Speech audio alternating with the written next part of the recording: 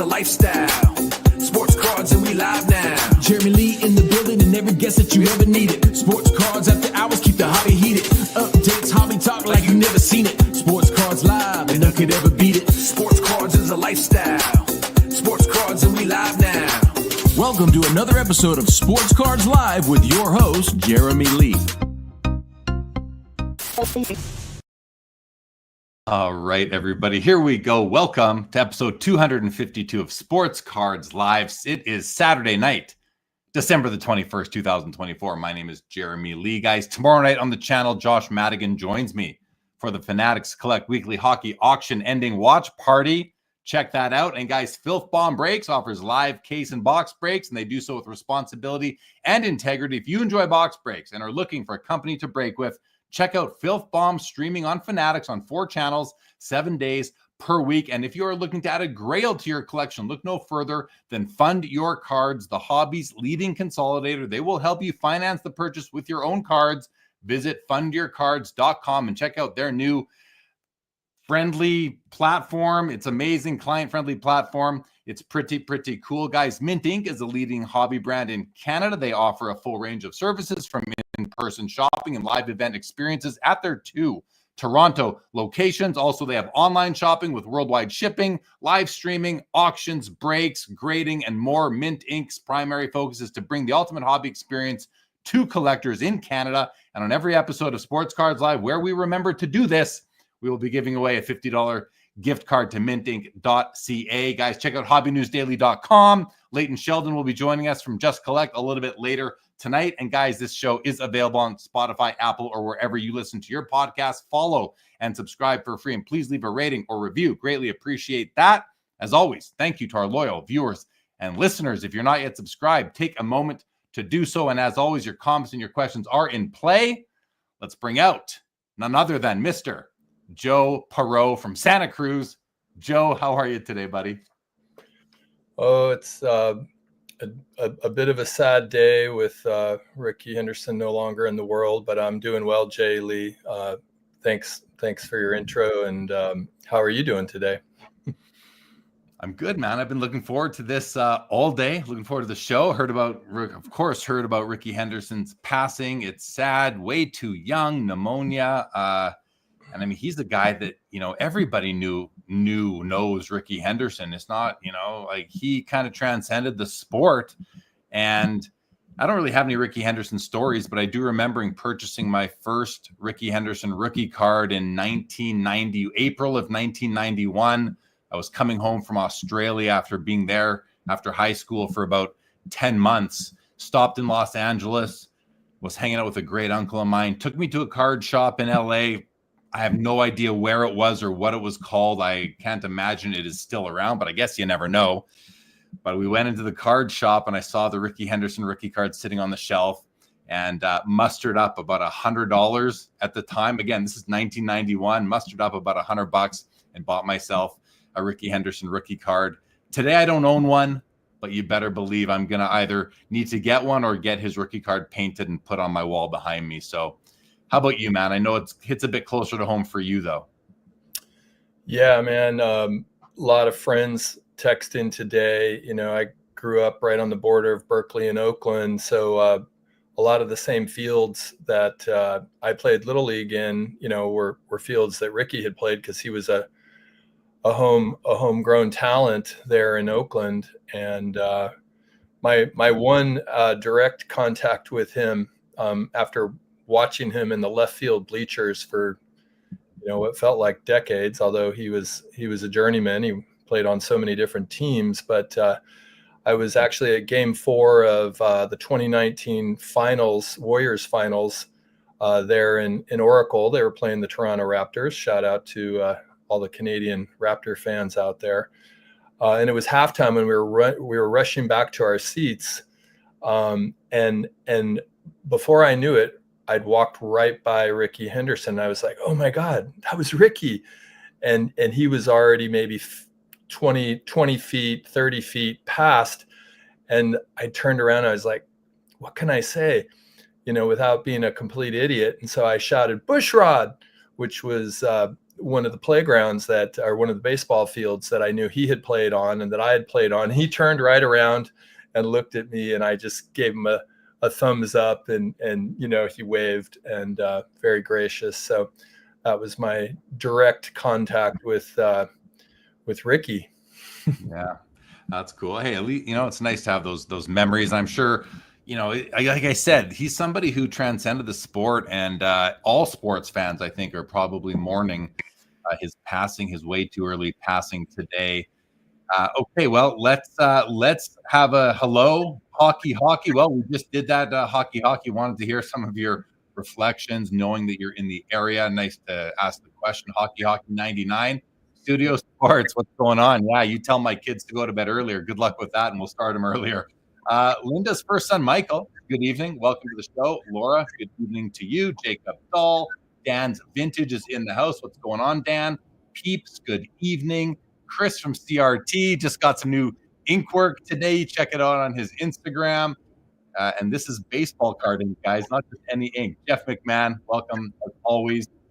Dan's, look at that, calling out your classy jersey tribute. And I can tell you, Dan, that Joe was taking that seriously. He wanted to do right by Rickey. Robert Scott, good evening. Good to see you. Stick Trade Cade, what's going on?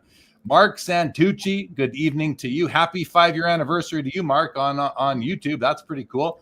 Oh, look who's back. That's a good old Eric Myers, Howley Hustle. What's up, Eric? Long time no see. Good to see you. Steve Clifton. Rickey was definitely one of a kind. Today I am truly the greatest. Rickey Henderson. Yeah, I saw a lot of commentary today. He often talked or spoke in the third person, which is, only a few people can get away with that, and he's probably one of them. The professor is here. Good evening, Professor. Yitz is in the house. What's up, Yitz? Curmudgeon is here. Mookie says Rickey's had the smallest strike zone ever. Electric ball player, iconic character. Rest in peace. Well said, Mookie. Chilson. Yes, Mark.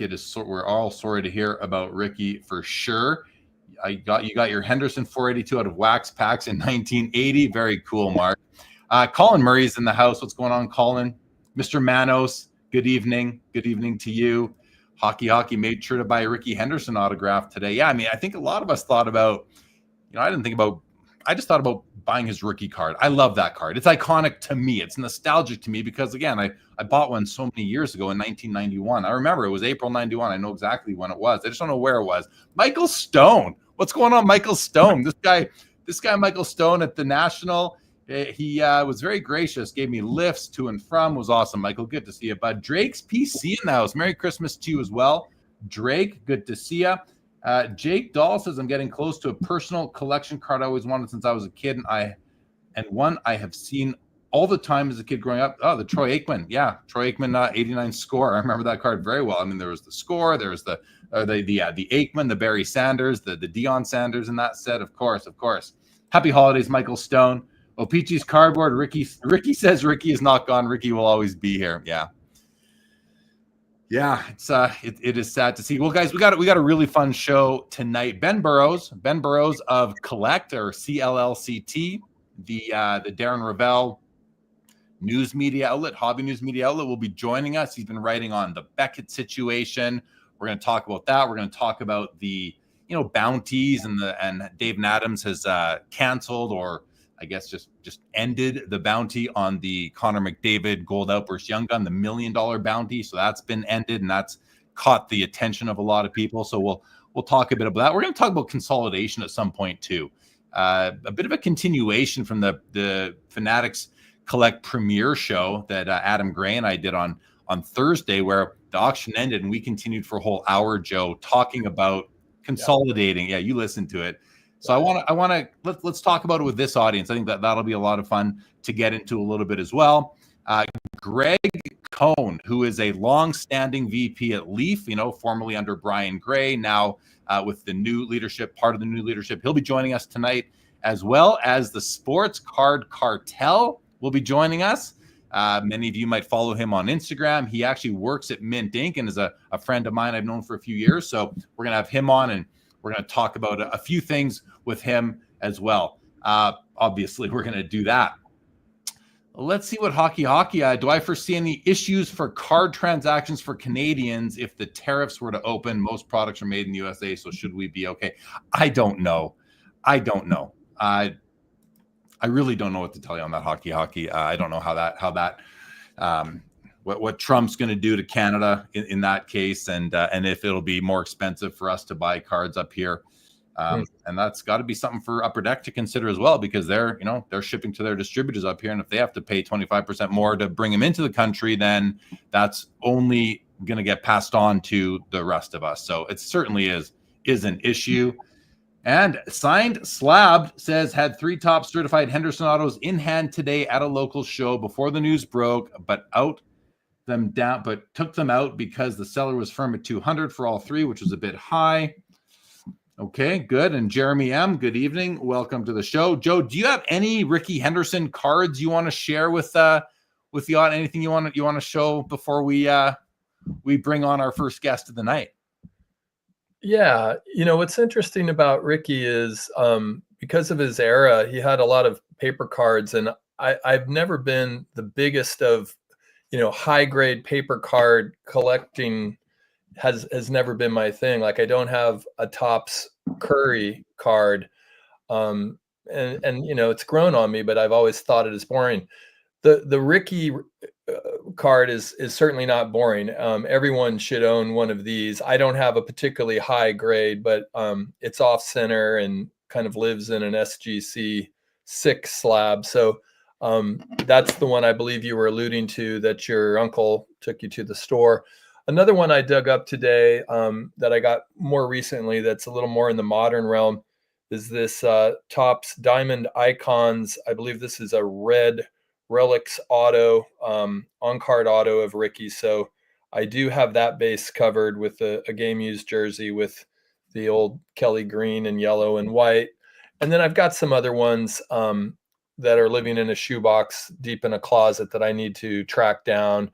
But nothing, surprisingly, for someone who is definitely an icon to me, a sports hero to me, and many others, I was kind of surprised when I realized I don't actually have as much Rickey holdings as I would like. So that's obviously something that I'll attend to in the weeks and months and years to come. You mentioned you have the rookie card there, and you said it's only a 6, who cares? You got the rookie. Maybe you said it's off center. Maybe you do want a better center copy one day. Doesn't mean you need to grade up. You can always just grade lateral and get a nicer copy if you want, and not spend a ton of money on it. I'm gonna have to add one, I think, to my collection, because like I said, the one I bought in 1991 is long gone. I don't even know. I'm guessing I probably sold it when I had a card shop, from 91 to 94. I'm sure that was something that, because I bought into my card shop, like my cards bought my equity in my card shop. Right. Yeah. And I'm wondering, maybe one of the kind people in the chat could look it up real quick, what the pop count is on a Rickey Henderson 80 Topps PSA 10, since that would probably be, the highest level. My recollection is it's pretty low. Yeah, it's low. I think in a 10, that card is somewhere between $100,000 and $200,000 is what it is sold for. It is not a cheap card by any means. It's not like you can have much more affordable PSA 10s from the 80s, but that one is just really, really rare for sure. Dan, this is what I agree with Dan here. No need to change that card. It's the example you owned today. I like that. It's the example you owned on the day that he passed away. That's going to have meaning to you, and that's what collecting, I think, is all about, is finding meaning in the items and not just having them because you want to show them off or because you want to compete or whatever. It's like you want to have a connection. I think that's a great comment from Dan there again, because I thought when I first saw Dan's comment, I thought it was that's the one you've had, but no, he says that's one you owned today. That's the one that you pulled out on the day he passed away and got to sit with. I think that's a great comment, Dan. Laura says that 1980 card is the standard of all Rickiness. Yeah, for sure. Okay, guys. Ben Burrows from Collect is in the studio. We're going to bring him on right away. Ben, give me a thumbs up. You ready to go? He's ready to go. All right. Ben Burrows, welcome to Sports Cards Live, buddy. It's our first, and I gotta say, this is our first time meeting face to face. How are you? I'm doing good, Jeremy. How you doing? I'm doing good. I'm glad you could. I'm glad you could join us tonight. Before we get into it, Tiger Jordan did respond to you, Joe. The PSA 10 Rickey is a pop 26. Wow, that's not very many. That's not very many, Ben, is it? No. Isn't that a card too, where there's like a huge delta between the 10s go crazy and then there's just a massive drop off to the 9s? I believe so, because like there's 26 10s and there's probably 2,600 9s sort of thing. Way more 9s than you're gonna have 10s for that. Well, Ben, hey man, it's good to have you on the show. The reason why I wanted to invite you on is because you've been reporting on news in the hobby, and I figure nobody better to bring on than the guy who broke the stories about what's going on at Beckett. And obviously I'm sure most people here are familiar, but why don't you, before we get into that, just let us know, first of all, where are you? What do you do at the hobby? What is Collect? Sure. So I'm based in Atlanta, Georgia. I've been a reporter for Collect. We started, I think, in April, and I want to say I joined like a month later in May. I had actually been at Sports Illustrated for 6 months, but beforehand, we were spinning up collectibles coverage at SI, and then Darren reached out. There were people there that I wanted to work with, and the vision was just there. So I decided to leave SI, join Collect, and really we just want to tell interesting stories.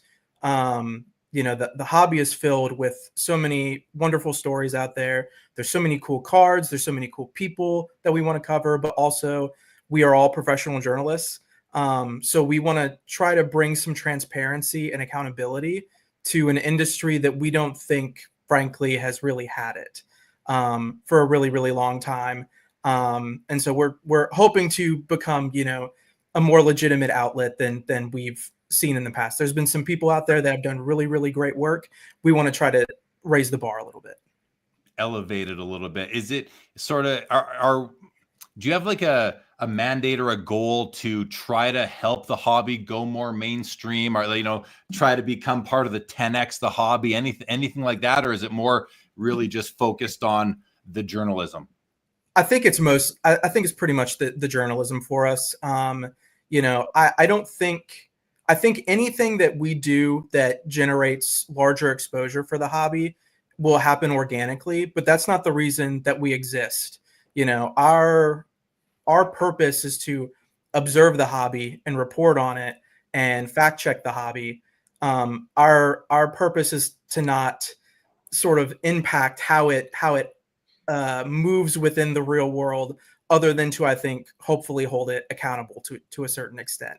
If it 10Xs, I suppose that's cool. If it doesn't, one thing that we have found, to be honest, is that the people that are in it right now want this type of content, want this type of news. And so if it doesn't, we expect it to grow. But if it doesn't, I think we're relatively fine with that. It's not like it's too small right now. There's a lot of action in the hobby. Sure. And, I think it's great because, guys like myself and others, several who have YouTube channels, I think some people are in the news business. Some YouTube channels are clearly out there to break the news, the story of the day. There's a handful of those guys. I watch several of them and see what's going on. I read your articles. I follow you guys. I read what's going on Collect. It's always very well written and informational, and you can tell that it lacks speculation, which I appreciate, because there's a lot of speculation that does go on out there, and that's fun too and entertaining. And then you got the guy, myself and others who are, we're in the hobby talk business, the entertainment business, if you will, just by entertaining ourselves and our fellow friends out in the chat who want to just talk hobby and listen to people talking hobby. It's a ton of fun. But before we get into what you've been reporting on lately, a couple comments that have come through, a couple questions. We have a question right away from Hockey. Ben, is hobby watchdog content important? I feel they are needed in a space where the more popular channels are often in a compromised position. Great question. What are your thoughts on that, Ben? Yeah, I think that's a really good question. I think that is definitely a space that we wanted to try to fill.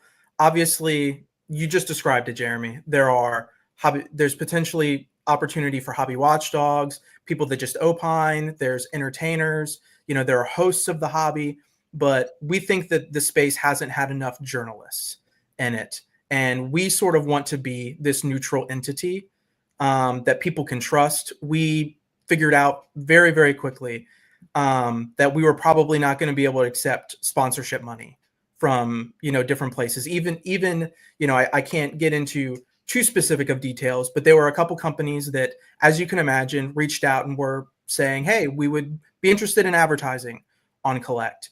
And then as soon as we write a story that they are not in love with, it gets dangled over your head.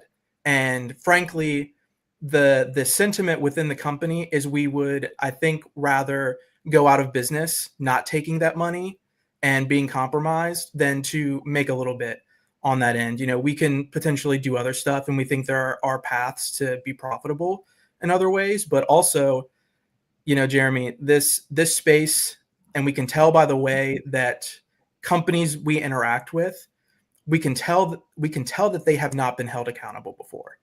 When we reach out to them, the way that they react, they have not been prepared for this. I think a lot of these companies have operated just under the assumption that because a whole bunch of people are buying up the product all the time, that if something goes wrong, they don't really have to talk about it, and they punt on it. And that's just not the way that these types of spaces work, right? A lot of niche industries have really good journalists, and it's unacceptable for a hobby like ours. You see these headlines about the sports collectibles are going to be worth $270 billion in whatever year. It is unacceptable for an industry that is worth that much money to not have legitimate journalists covering it. Yeah. Oh, I think that makes a lot of sense to me. Very well said. And of course, I was laughing at myself when you mentioned that the sponsorship dollars, and I'm thinking to myself, yeah, if only I could land a sponsor, maybe I'd have someone trying to hold something over my head. But but it is so important, as you said. A couple of comments, and by the way, Leighton is going to be joining us at about the 30-minute mark here, so in about 7 minutes. So he'll come on. We'll probably talk about the Beckett stuff then, Ben, because I'm actually really interested in this line of discussion. I think the chat is too, because they're asking questions and making comments. Mookie says a 10x hobby will have 10 times stories to tell. Lots of fodder for Collect. Always need more sunshine. Yeah, I mean, the bigger the hobby, the more stories there will be. I think that's true. Yeah. Yelia Williams says, Ben, do you have any theories about the hobby that you wish you could investigate? Oh, that's a good question. I don't know. Theories is kind of strong. I think that the way that it was worded almost makes me think of, like conspiracy theories or something like that.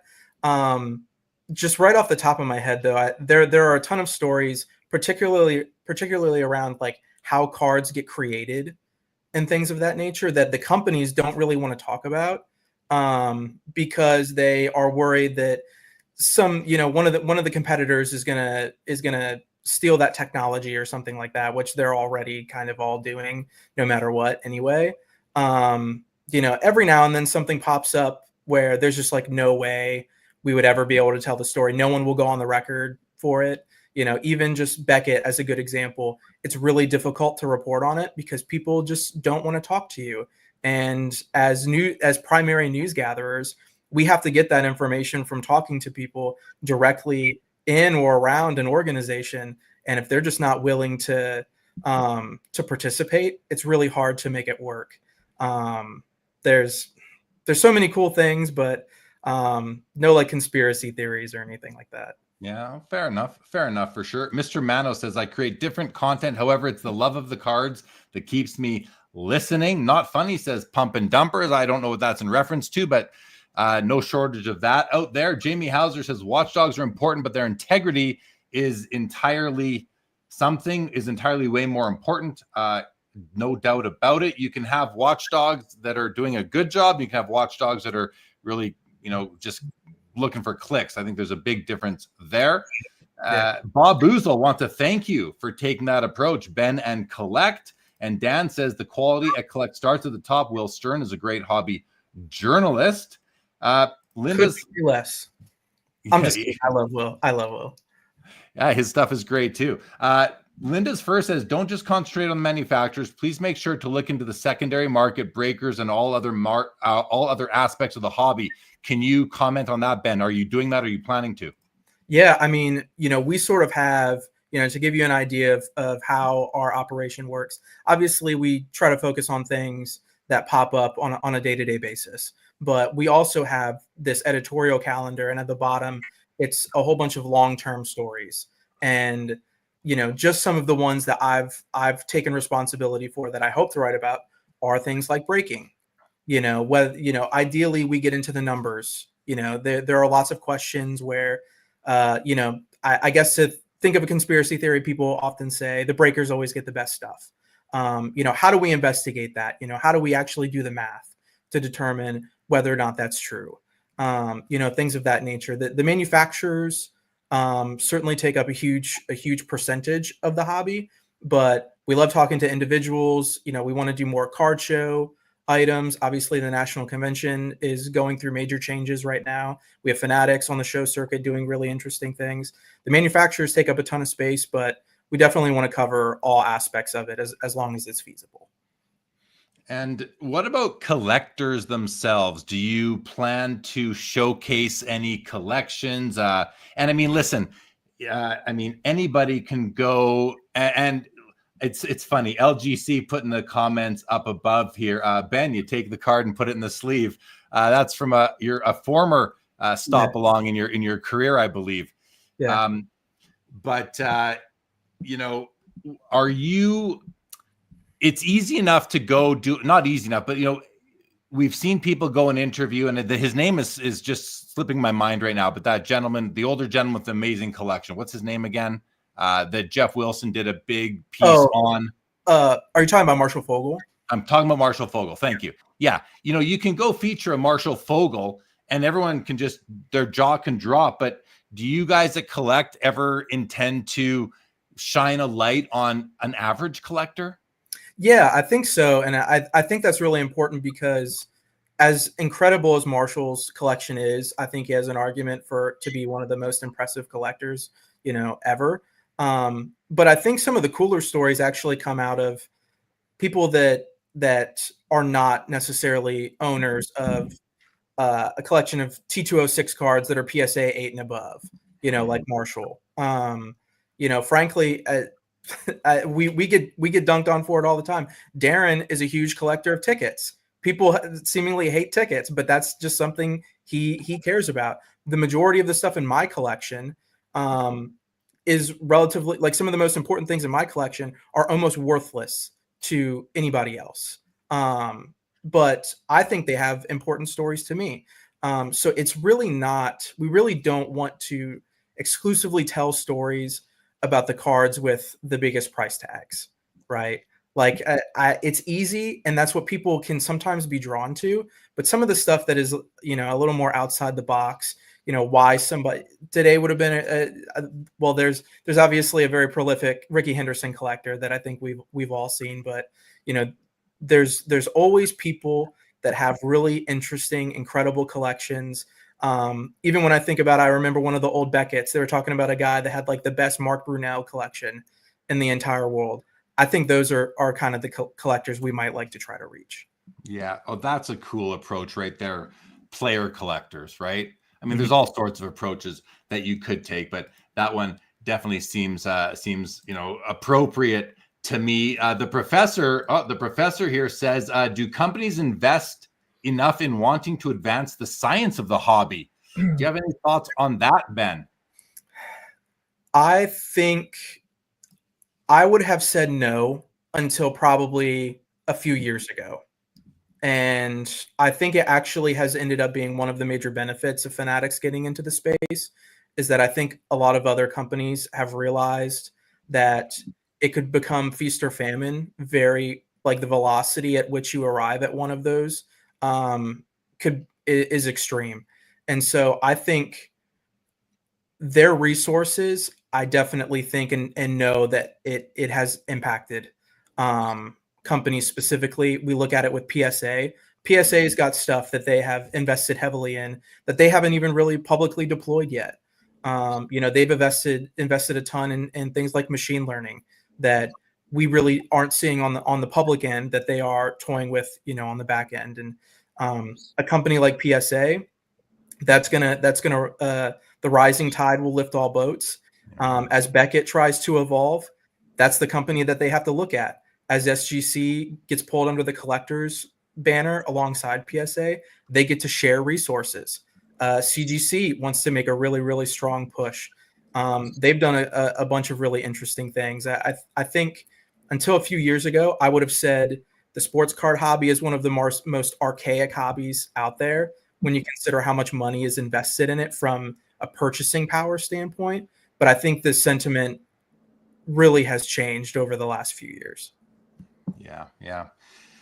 It's an interesting topic. Could do a whole show on that alone. Joe, Leighton's in the back room. We're going to bring him on. Leighton, we're going to bring on in just a couple minutes. Joe, and first of all, I don't even know if I was polite enough to say, Joe, meet Ben, meet Joe. So I apologize, fellas.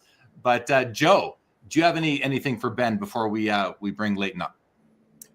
Yeah, I was struck. Hi, nice to meet you, Ben, and good evening to you. I was struck by what you were saying about companies that don't always respond, and it reminded me of the New York Times article on the CT scanning, where just about every person that the reporter reached out to, no response or no comment, which to me isn't a real good look. And I'm just wondering, on your side of the fence, what would you recommend to these companies, be they card manufacturers or other areas, other businesses in the hobby, about how they consider communicating to the outside world, if you will? And that could be particularly important in the realm of Beckett, as we might discuss later on.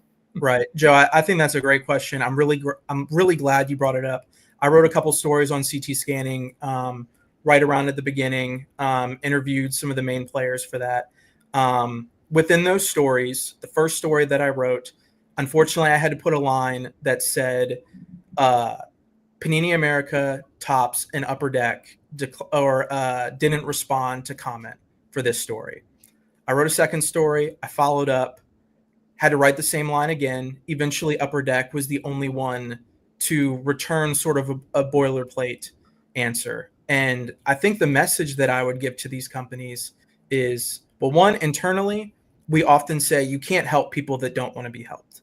And it is not our responsibility to do public relations for these companies.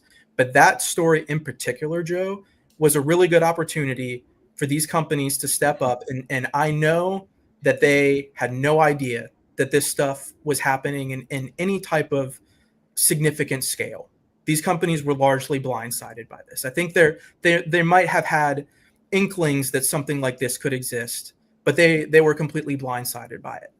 And I think my advice for them is, even if you don't have a solution, if something goes wrong, people can accept transparency and they can accept whether or not you are honest about what's going on. And I think about this: if you show up 30 minutes late for a date and you sit down and they're like, hey, you're 30 minutes late.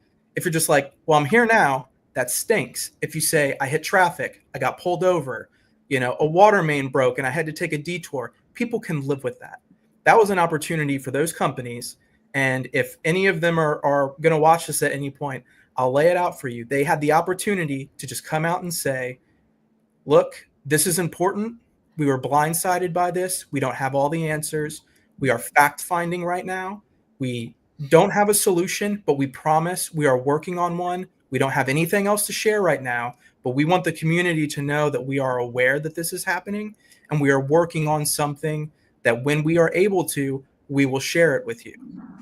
And at no point did these companies really do that outside of, Upper Deck sent something, but that would have been a very easy opportunity for them to just say, we are aware of the concerns. We don't have a solution, but we're working on it. And people would, I think, largely that were also blindsided would have accepted that. Instead, they punted.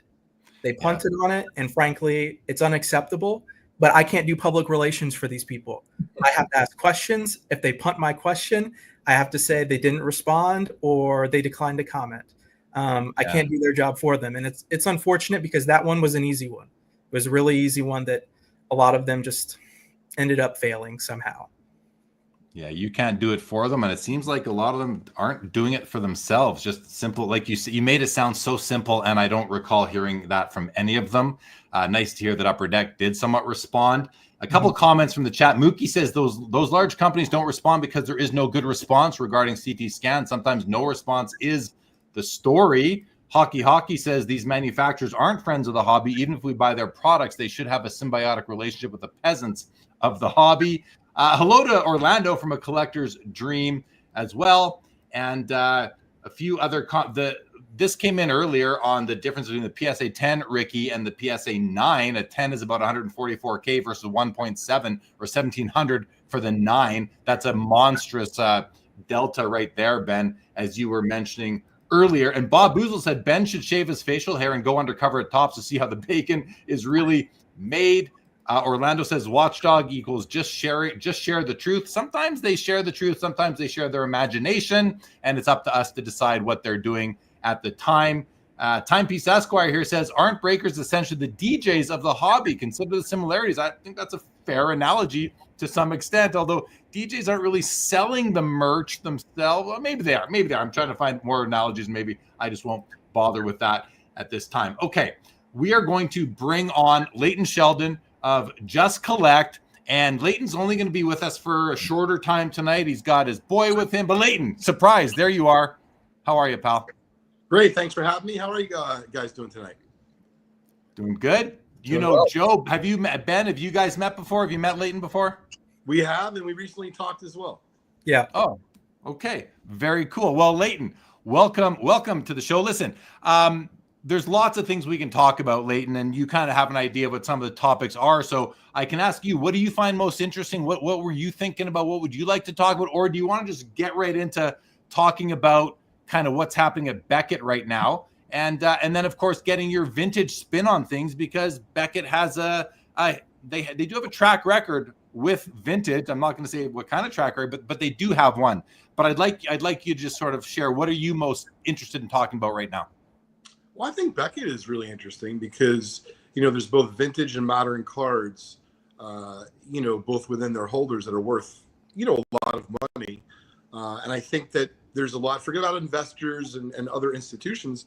I think there's a lot of legitimate collectors, Jeremy, that might be watching either right now or watch your show on playback on YouTube. And they might find this part not only interesting, but also impacting themselves, like their very own collection. And so I think that's, maybe a good place to start. Okay. Well, why don't we just jump in? I mean, and I'm going to put it right back to you, Leighton, for a moment. And then, I do want to, we're going to have to get into Ben's head here, but I do want to get through some of the vintage angles first while we have Leighton again a short time. How's Crosby doing anyway?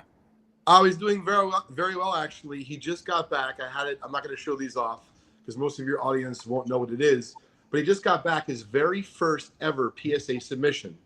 And he doesn't collect at the moment sports cards, but he's a very big fan of the show One Piece.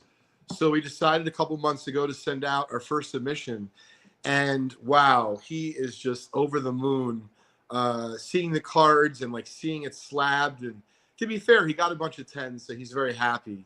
But it's really cool to see not only, of course, his age, he's 9, almost 10, be excited about and passionate. He doesn't care about the money at all. And so to see someone be interested about a slab, remember, likely at our ages, we probably didn't have slabs around. So to kind of see that, whole transformational thing happen for my son is very cool.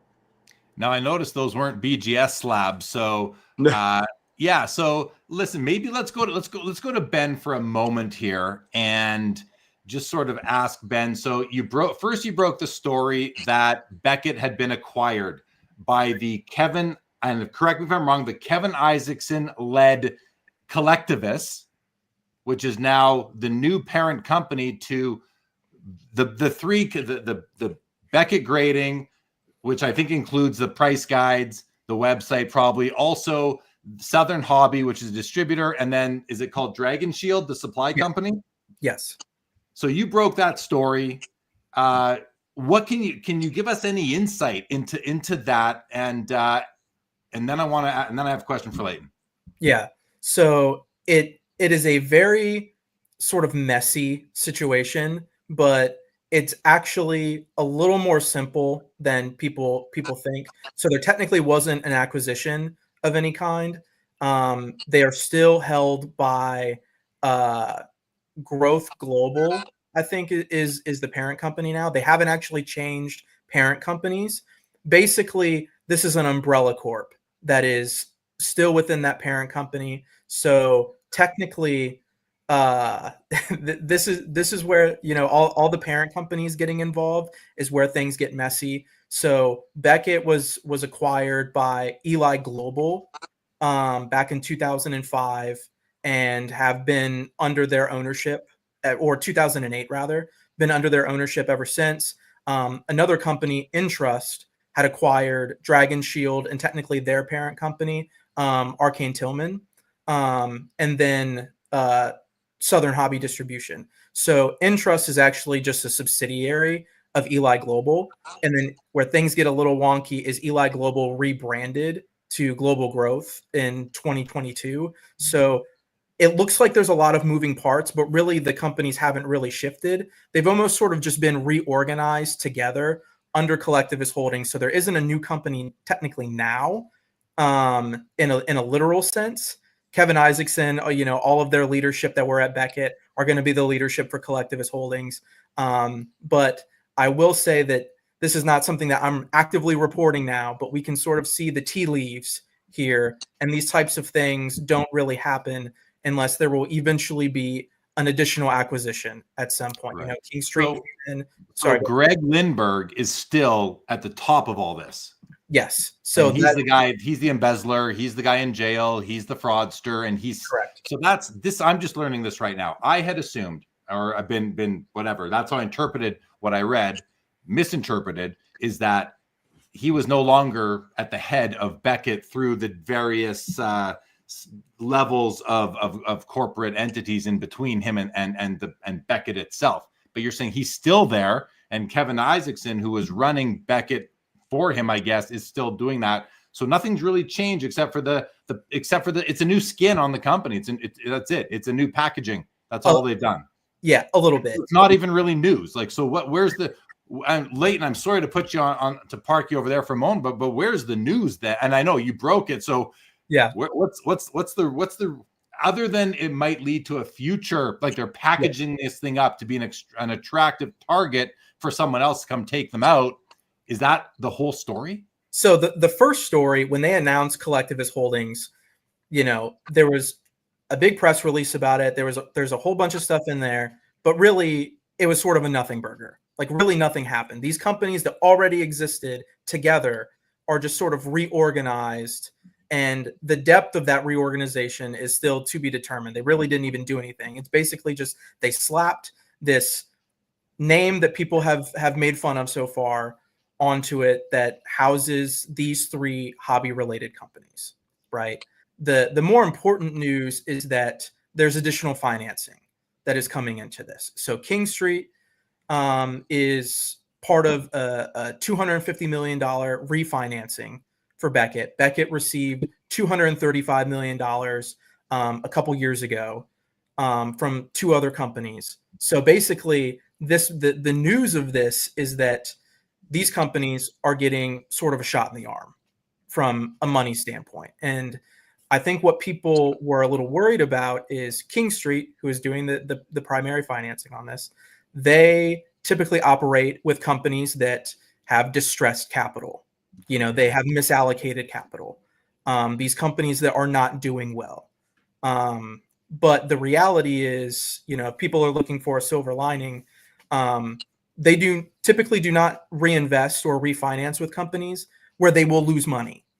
So they have looked at Beckett and have determined behind the scenes that Beckett could become a profitable company, which I'm not saying that it's not now. That's not really true at all. But they are looking at Beckett as something that will make them money, a significant amount of money down the line. Okay. No, that sheds a light on it. Let's go to Leighton again. I don't want him to, I don't want to lose Leighton before we get something out of him here. Something more out of him. So Leighton, I'm going to bring Michael Stone's comment on the screen. I want to use this as a lead in. He says, interested to hear your thoughts on BGS as a grader. To me, they are a clear number 4 out of the big 4. Not a fan of the inner sleeve and indifferent about graders' notes. So Leighton, in general, never mind what's happening with Beckett, these stories that we've learned about in the last couple of weeks through Ben and Collect. But how is Beckett viewed? I mean, again, you're a professional baseball card treasure hunter. You are an expert in vintage. How do you view? How do your clients, your customers, people that sell to you, how do they view Beckett grading as far as vintage cards goes? A lot of questions wrapped up in there. I'll try to tackle it. But come on. I'm going to fire away 3 or 4 at once. As succinctly as possible. So the first thing is for the folks that are in the know, and remember, I'm not trying to, disparage Beckett in any way, but I'm trying to just tell you the way that I see it from my angle. And number one, anyone who's serious about vintage, I don't know literally a single person that is submitting vintage to Beckett currently. However, and this is a really big key, I've bought through the years a number of wonderful vintage graded Beckett collections because Beckett's been around for a long time. And so what happened with their brand name, even though it's kind of gone up and down, there was a period in where their magazine was very trusted. Their grading was kind of new and candidly was perceived as like super duper tough. And so there were a lot of folks who maybe had their father's cards, or maybe they had some of their own cards left over from when they were a kid and they inherited some others. Whatever the case is, I've bought just a number of collections through the years where the Beckett graded vintage is fine. And so I think it represents an opportunity maybe for collectors to possibly investigate Beckett graded cards. Online's a little bit more difficult, but if you go to a convention or your local card shop and they have some vintage graded Beckett cards, I would check them out. You can be careful of the sheet cut stuff because they were known for a long time to grade sheet cut stuff.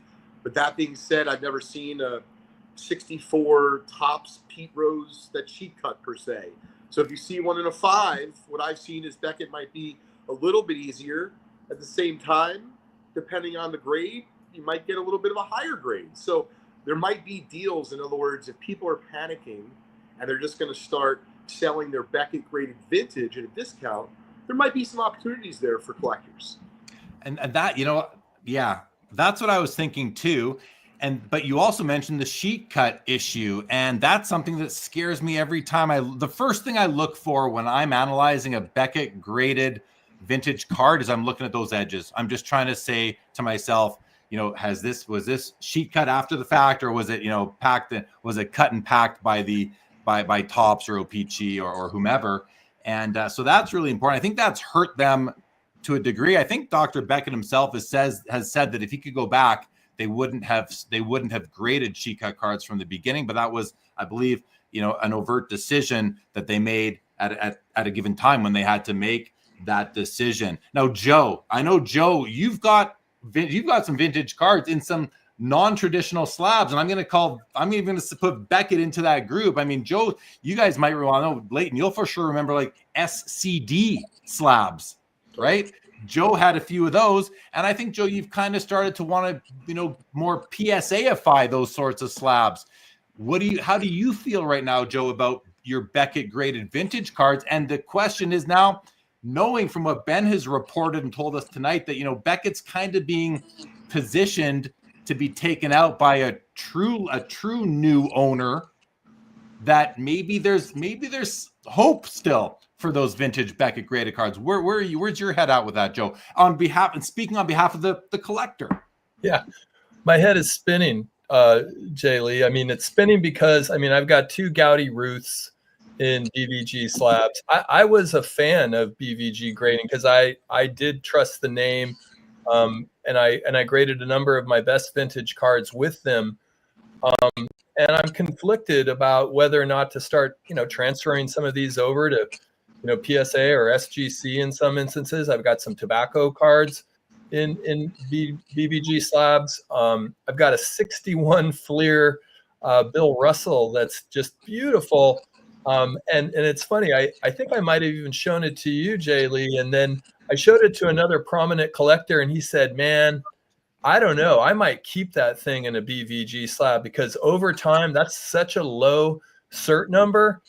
I think that might actually have value down the road as an early BVG slab." But some of my BVG slabs are so old that there was a data loss early on in Beckett Company where they lost a bunch of the cert numbers and had to start over. So some of them don't even necessarily show up on the registry. So I'm all over the place, and I don't have an answer other than I believe it was Neo, shout out Neo, who was mentioning in his drop the other day about the Beckett situation. You know, you once they're cracked, you cannot put them back in. So I'm just kind of biding my time. I guess that's my strategy at this point. I kind of agree with that. I don't feel rushed to do anything at this point. I think that's probably good. Wait and see how the chips fall at this point. Leighton, I do want to respect your time with your son, and so anything else? And listen, you can stay. You're free to go. Cage, everybody. Cage has entered the studio. We're going to bring him on as well. Ben, you're sticking around for a while still. But Leighton, how are you doing for time? Is there anything else you want to on your mind, or you want to hang out? We'll bring Cage on. What do you think? Well, I'm going to leave you with this thought for the collectors that are out there, because I thought it was a fun topic, Jeremy, to always talk about consolidation. And, you know, especially, right, it's the holiday time. And so it's a little self-serving that I'm going to plug my eBay account. But whether it be you offer me a trade or really anyone else, I think it's a really great time of year to kind of go to your local card store or your fellow like dealer that maybe you're a buddy with and see if you can maybe take like a few $100 or $1,000 of your $20, $50, $100 cards and end the year on a high note, collecting high note, and say, you know what, I got this. I've always wanted a Tito 06 Cy Young in low grade, and I just turned my extras into that. So what I'm going to throw out there, gang, is if you want to check out my eBay store, it's just_collect. We have about 1,000 graded vintage cards. And until the end of the year, if you want to email me directly, Leighton@justcollect.com, you can offer me a trade. And you can offer me, you know, anything slabbed. I prefer vintage, of course. Stars are better than commons. And try to turn some of your cheaper, you know, maybe duplicates, triplicates, unwanted cards from a set you're no longer working on into a wonderful card you're going to be excited to end the year with. And that's all I got, Jeremy. Thanks, Leighton. Good to see you, man. Happy holidays. We'll be in touch, buddy. Take care. Take it easy, everybody. Happy holidays. Thank you. Thank you. Happy holidays. Happy solstice. All right. Lots of great comments coming in, guys. But Bob Boozle here says, I think Cage is going to go nuclear. So let's bring Cage. You good to go? He's good to go. Ben, you're sticking around. We're going to bring on Cage. There he is.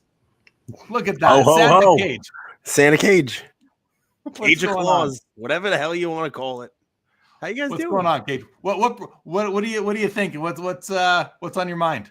Man, there's so many great things this week. So many great things this week. I mean, you know, first of all, happy holidays to everybody out there in Jeremy land.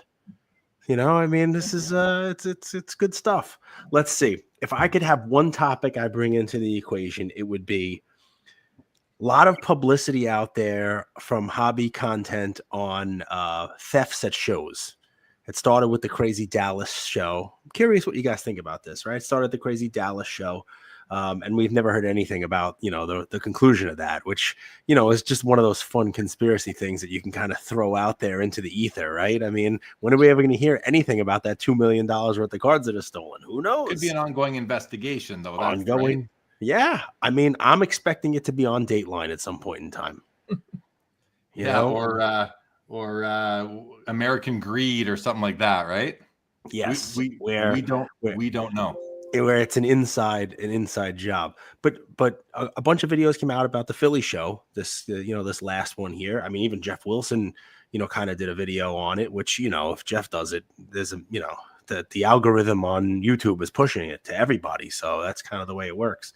Mm-hmm. And you know, I started doing a little bit of, you know, digging on it. And really the topic that I throw out there for, you know, the 4 people here and for the chat is, you know, obviously the shows have a responsibility, but do the dealers also? I mean, you guys do shows. Jeremy, you set up at shows. Like, what's the responsibility of a dealer at a show? Obviously, it dovetails, right? The show has some culpability, the dealer does as well. But, if you know that you're going to a show, no matter where it is, what do you have to do as a dealer? Where does it become sort of on you if, do you not have enough people there? Are you not keeping enough eye on it? With today's day and age, I'm pretty sure, there are camera setups that you could have at a show yourself. You can kind of put up a camera behind. I mean, like, should dealers be doing that? I don't set up at shows as much. What I can tell you, just as background on this one, if this is a good enough topic for you guys, I did speak to the guys who run the Philly show. They spend a lot on security. I mean, I've been there a couple times, and I know this last one, even though, there was a, theft there.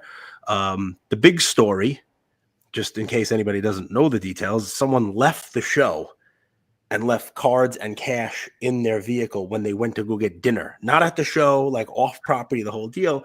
And it seems like maybe someone might have followed them from the show. Not 100% sure, but someone. Well, I've actually heard that that law enforcement followed some traffic cameras and they confirmed that they were followed. I heard that somewhere maybe today. Yeah. I heard that also, but I mean, I don't know whether it's from the show, because I don't know if the cameras go all the way back to the show, but close, like leaving a show, irrelevant. Let's just assume they were followed from the show. I mean, I don't leave $20 in my car, let alone $20,000 in the car, but I mean, that's part of, I guess, what we can talk about. But I know there's police cars parked outside of the Philly show. There's 2 there, just right at the door, just as a deterrent.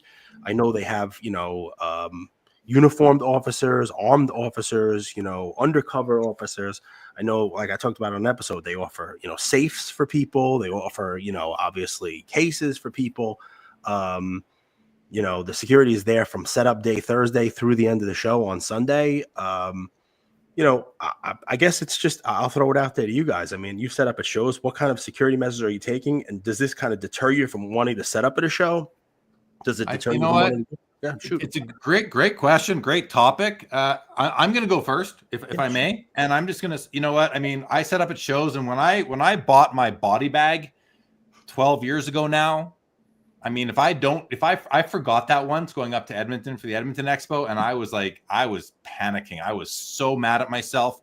I don't even remember what I ended up doing, but a body bag, first of all, for when you're not there, I think is great. Are they 100% foolproof? I doubt it, but there's usually security at the show overnight. And I always ask a promoter, if I'm new, is there someone in here overnight with a gun, someone who's going to be able to defend our goods. But the other thing is that I think, I don't know, this might not be a popular answer, but I really think that as a vendor, you need to read those terms and conditions of the show from whom you are renting space from and see what they're doing. And if it's something, if you find that it's insufficient for you, don't set up at that show. It's on you. These are your goods. They are going to absolve themselves of any liability within those terms and conditions.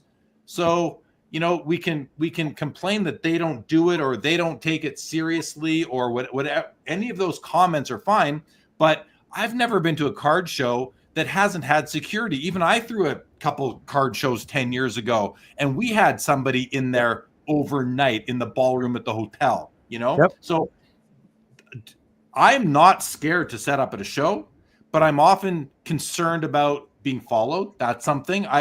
I'm also not comfortable leaving things in my hotel room. I'd rather have them on my person, and then it comes down to, am I going to get attacked at gunpoint or something like that? I've never left my wheelie carry-on in my car when I leave a card show to go for dinner. It comes into the restaurant with me. I don't care how classy the joint is. I'm bringing my suitcase in with me, because I'm just not willing to take that risk of being broken into or having have been followed. I'm paranoid about that stuff. But that's where I fall. Read those terms and conditions, and if they aren't offering you the security and you still want to be at a show, you got to figure it out for yourself. Those are my thoughts. Any immediate feedback, Cage? Then let's hear from Joe and Ben on this. Yeah, I mean, listen, just even walking the National, you take it just kind of a step away, because a lot of folks who are watching this don't set up at shows, but they still are at shows, and security kind of extends to them also. I mean, I've been at the National, I've been at shows, Mint, you name it, and people are like, why are you walking around with your golden backpack? Why are you holding? And I'm like, because this stuff is not leaving me. I'm not putting it in the hotel safe. You know, I'm not, this is with me on my person at all times. You know what I mean? Like that's kind of the way I get. So part of the story I heard, and I'm like, what the heck? Like you left it, what in your car? Like it just, you know, but I like what you're saying, right? Because that is where I go with it. Like some culpability, right? There's enough blame to go around. It's not about pointing fingers or blame. This is the world. If you're going to set up a show, set up and be mindful of this. You know what I mean? It's less about the rules of the show, right? Because I think the show promoters, they want to do the right thing also. You know, I mean, they're spending money, they're trying to do it. You know, they'd rather obviously have no thefts at a show, but it's just one of those things that happens. I guess really, you know, from a dealer perspective, and, you know, obviously open this up, it's, you know, if you're setting up, you know, are there certain things that become sort of like a target? Right. You know, from what I heard, it was sort of like the $5, you know, bins, you know, like, you know, a double-sided monster box where it's just, you know, a couple $5, $10 cards just, and somebody could just come up with a baggy jacket, grab a stack and, you know, pocket them. Like, do you need to have an extra person keep an eye on those? Should those be further back on your table? Like, that kind of stuff. Yeah, I mean, if you can't work a booth yourself, if it's a U-shaped booth with 3 tables, you're going to be facing one way. I mean, I've been in that situation, and I'm just watching people, and I'm watching their hands, and I'm, you know, even if I'm talking, I might be talking to you, but I'm looking at those guys as I'm negotiating with you to make sure they're not stealing from my table. I think someone said, you know, that people should be able to have extra hands at the show with them, and I think that it goes without saying. You should be able to have someone there, you know, depending on how many tables or booths you have. Ben, what about you? I mean, is this something? Have you guys at Collect reported on? Did you report on the Dallas Card Show $2 million heist? Did you report on that memory lane with that memory lane sending them to the hotel in Strongsville, I believe it was? And the Philly show, are you reporting on what just happened at the Philly show? So we haven't caught up on the Philly show yet. I had seen a few posts about it, but I hadn't read about it until Case just caught me up. We did some initial reporting on the memory lane incident. That is something that Darren wrote, and I know just in passing, he had recently checked in on it, just to, you know, reaching out to lawyers and people involved. And it was stagnant at that point. There was no way for us to advance it. In the immediate aftermath, I know that there were some videos that came out that sort of fueled some speculation. And so Darren if I remember correctly, Darren immediately reached out. And so that sort of becomes a tough situation where, as journalists, you know, we want to try to do things above board exclusively. So when something like a theft happens, we're sort of relying on charging documents, you know, like official documents from police and law enforcement before we can really advance stuff. And so right now it sort of just seems like it's in a wait and see, you know, situation. But hopefully we get something soon. And, you know, it is very frustrating to see. I don't set up at shows myself. I go to a bunch strictly as a buyer. To be honest, I think I'd be terrified to set up at a show because of just what you said, Jeremy. You know, if you have a U-shaped setup and if you have 3 tables, I would be very, very worried. But at a certain point, there's a certain amount of personal responsibility that you have to have, and it disappoints me to see stuff like this happen. But it also doesn't surprise me at all, just based on, if you go to any major card show, the number of kids that are just leaving their cases around. Eventually, you know, I'm telling you, the number of kids going to these shows with high dollar cards has exploded over the last few years. 10 years from now, the Venn diagram of people getting stuff stolen from their vendor tables, and then the people that used to be the kids leaving their stuff at shows, it's just going to be a circle. It's going to be the same people that are leaving stuff behind. And it's really unfortunate. And people at a certain point, when there's this much security at shows, a lot of these big shows have done a great job beefing it up, but you have to take care of yourself at a certain point. You know? And you know what? You not only take care of yourself, take care of each other. I think there's an opportunity for us as card show attendees, your neighbor. I ask my neighbor to watch my booth for me regularly. I'll say my showcases are locked, and I'll take any, you know, open boxes off the table and put them in behind.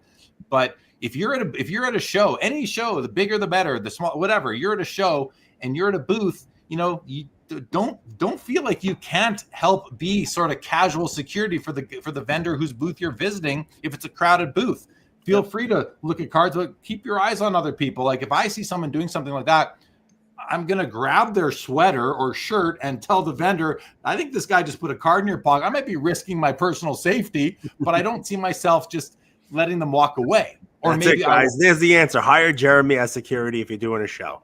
Easy. Well, yeah, no, you know, there were a couple comments about that exactly. Bob Boozle says, I think vendors need to be allowed to bring in multiple hands, and maybe show promoters can offer extra hands as to watch individual tables as an extra service. Like maybe that's, you know, they rent out body bags, they rent out showcases. Maybe you rent out security for coming and going, because you can't take everything out to your vehicle at once. Now you got something inside of the booth, you got something that's not at the booth. And then LGC here, I don't know about this. He says, if police have evidence that the dealer was followed, then that points directly to an insider job. I don't know. I don't know what you mean. I don't think that makes sense to me, LGC, because I don't want to give anyone an idea, but I don't think this isn't rocket science. You could be there at a show, a criminal gang targeting a vendor. You're waiting for them to leave. You follow. That's not an insider job. I think I don't know what an insider job is in that case. Maybe it's someone from the show, or it's yourself. If it's your, you know, right. That Jeremy, one of the good comments I saw was somebody mentioning their insurance covers it. They said, yeah, I saw that was Colin right here. It says the insurance that I have covers me at a show and mailing submissions to PSA. It's a bit of work, but well worth it. And I can tell you guys, I'm going through that process right now. It started with listing out my top 100 cards to do like an Adam Gray sort of reveal. And now it's ended up I'm at card number 884 right now. I got about 700 to go. And I'm going to be reaching out to my good friend Enzo Ferrari from Private Collection Insurance here in Canada to get my stuff, you know, updated and properly covered. So that, and I know they offer it it's traveling to and from shows. It's shipping stuff, whether you're shipping an Instagram deal or an eBay deal or whatever it is, it's covered in, it covers you like the whole way. So that's pretty I mean, cool. maybe the guys who run the biggest show can reach out to them also. And that could be something that gets offered. Maybe, you know, like, you know, when you're buying your table, maybe they add 10% to the table price and boom, and there's insurance for something like that. You know what I mean? Should be able to opt in. I know that Steve Menzie, who runs the Expos up here in Canada, he, in every email he sends to the dealers, there is a little blurb says, you know, if you are interested in coverage for this show alone or for the whole year, because he has a deal with somebody who will offer you insurance while you're at the show, like for that weekend. So he's thought about it. I have to think the guy that the National, I've never I've been a vendor at the National, but I've always like sublease space. I've never had my own table. So I've never got that email. I can't say if they offer it or not, but I would have to think they do, but maybe someone can confirm or deny that as far as the National goes. We learned two things here. One, if you are at a show, help your fellow man out, right? You know, like, you know, you can be a watcher like Jeremy is. I've done that at the East Coast National for Dave Marino, Wax Stars. He gets to go to the bathroom, smoke a cigarette, vape, whatever he's doing. Usually he comes back, nothing stolen, but I have sold a bunch of his cards for a lot less than he probably wanted me to sell them for. But, you know, I'm a sucker. The kid wants a card. He's going to get it cheap. Two, Ben, if you do a story on this, which you should do, talk to the guys. You know, make sure you talk to the guys who run the show. I did. They were pretty ready to talk, you know, as much as the information they could give. I have another topic for you too, Jeremy. Well, okay, so hold on, because our next guest is scheduled to join us in about 6 minutes. He's in the studio. I see you there, Greg. Give us a bit more. We're going to bring you on. But Cage, you did jump in, and I want to make sure that what we're going to talk about next applies to Ben as well. And it does. So I have a topic that I want to talk about with this panel. Yes. I think we might have the same topic here. I don't know. I'm sure we do. Is it bounties? Yeah. Okay. Yes. We got ESPN going on here. Yeah, we do. Okay. ESPN. Let's talk about that for a moment. Cage, we'll let you go after that. Ben, you stick on. But yeah, let's talk about that, because the big news that it's I don't know if it's really that big of news. I'm surprised that they let it go on as long as they did, actually, because the player is not the player that he was not yet anyway, has been touted to be, although he did have, I believe, a goal and an assist tonight against my Calgary Flames, maybe 3 points even. Nonetheless, we're talking about the bounty that David Adams put out on the Connor Bedard Upper Deck Young Guns Gold Outburst 1 of 1. $1 million bounty. Probably right now about $975,000 too much. If I'm just kind of taking a guess at things, okay? About that much more than I think that card is. And even that's a lot of money for a guy who is, I don't believe, the next Connor McDavid. But the news is that they have canceled the bounty. And they put a blurb on their blog post, and the hobby caught wind of it. And there's all sorts of talk now about the legality and the ethics around bounties. So, Cage, give us your thoughts on it. Then we'll go to you, Ben, and we'll get Joe to pipe in as well. Yeah, so I love that this is definitely something good for Ben also, because David Adams, they'll give you a story. I mean, it's definitely a story that's worth it, right? Definitely worth talking about. I reached out to them. I did an episode on this week. They were, they answered a bunch of my questions. I'm sure there's a lot more questions than what I dove into. One of the things that I did before reaching out to them was, I wanted to see how many bounties were out there and what the story was. And I was able to do that previously. I'll show you my phone. You can probably, I don't know if you can see this, probably not. But you see what it says there? David Adams Bounty Archives. That used to be a page on their website. And you just type in, DA Cardwell Bounty Archives. On the top of it, it talks about like the Volpe 150,000. The problem is you can't actually get to it anymore. I don't know if it's an active part of their site. It shows up on Google, but it's not there. And that's a weird thing, right? Because, there are a lot of bounties that are out there. And before this, I don't know when they started expiring them. There's no hard and fast rule on the expirations. It's, one of the suggestions that I made is they should probably do that up front when they announce this, because when the announcements come, right, it is a huge thing, not just by them. They can't control kind of where it gets picked up, right? But it gets picked up by ESPN, right? Everybody, the whole news cycle of the hobby is out there. I'm guilty of it myself. I put it in my, hobby news minute when the bounty's big enough. The Bedard was definitely in there. But what would be great is when they put the blog post out, when they go to social media, Instagram, wherever else it's going to be, and in March, they put out this $1 million bounty. They should say right in there, this will be open for 6 months. This will be open for 9 months. It'll be open for a year, whatever it is that's going to be open. That way, right up front, everybody knows. And then, Cage, if the player performs, they can announce, and we're going to extend it now 3 more months. Yeah, and they can reassess.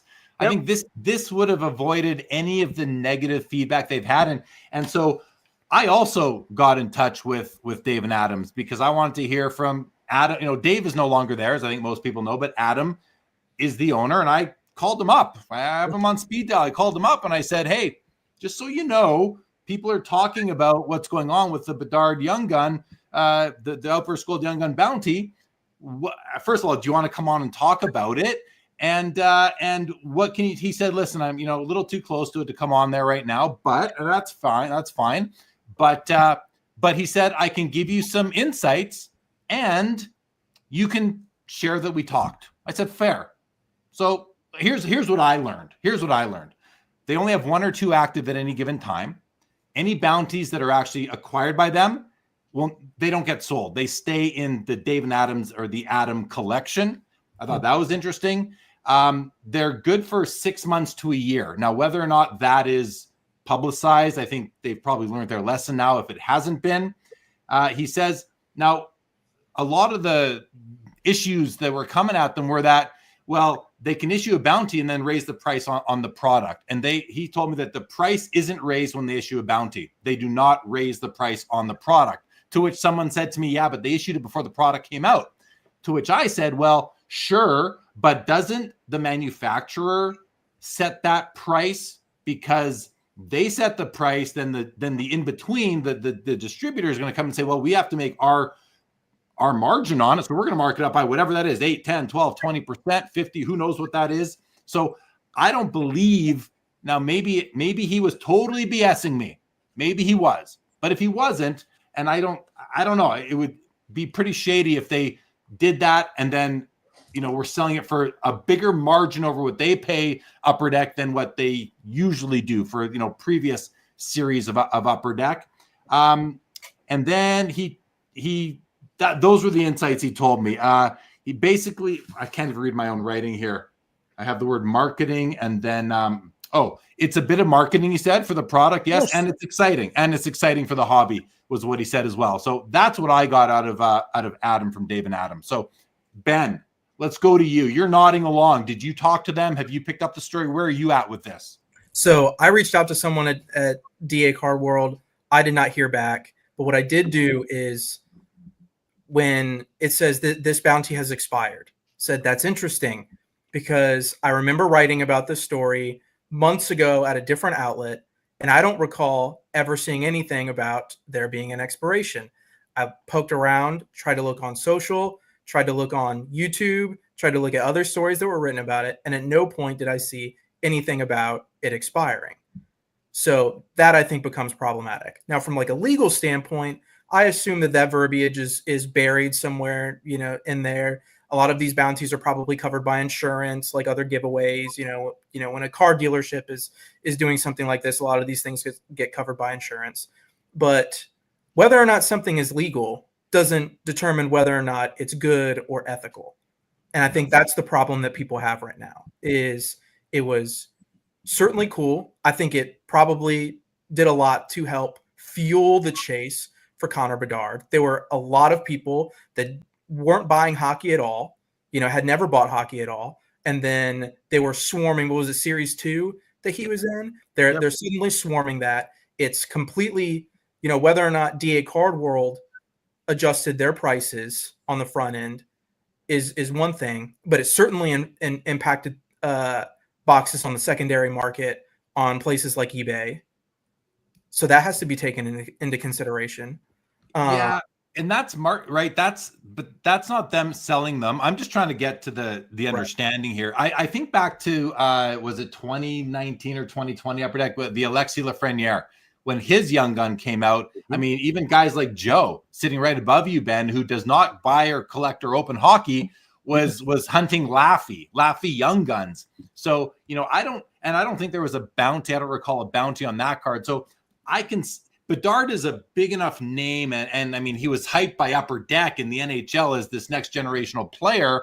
I mean, I think that name is enough to get people opening it. I'm a little skeptical that the bounty, like what percent increase on just, sales volume or speed at which they were selling through, did that bounty did it have to come into play? It's definitely part of it.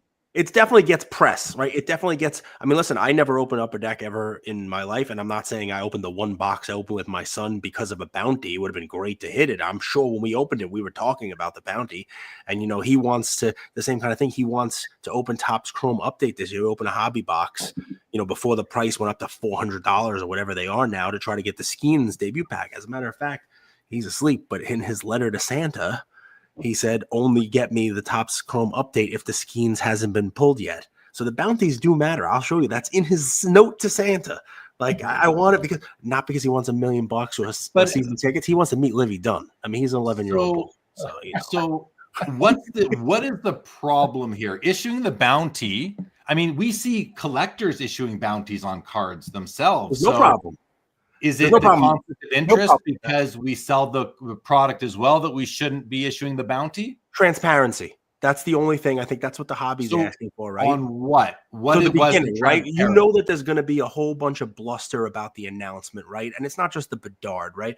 And people should do some research on this, right? And I think Dave and Adams will probably learn their lesson and do it better next time, right? They have to know that when they announce $1 million bounty or $150,000 bounty or a $500,000 bounty, I mean, we go Dylan Cruz, all the ones that they've had so many. The Volpe one for $150,000, the Babe Ruth, the Lou Gehrig. I mean, there've been so many of these. You have to say up front what the terms are, basically. Like, it's going to be 6 months and it's going to expire, right?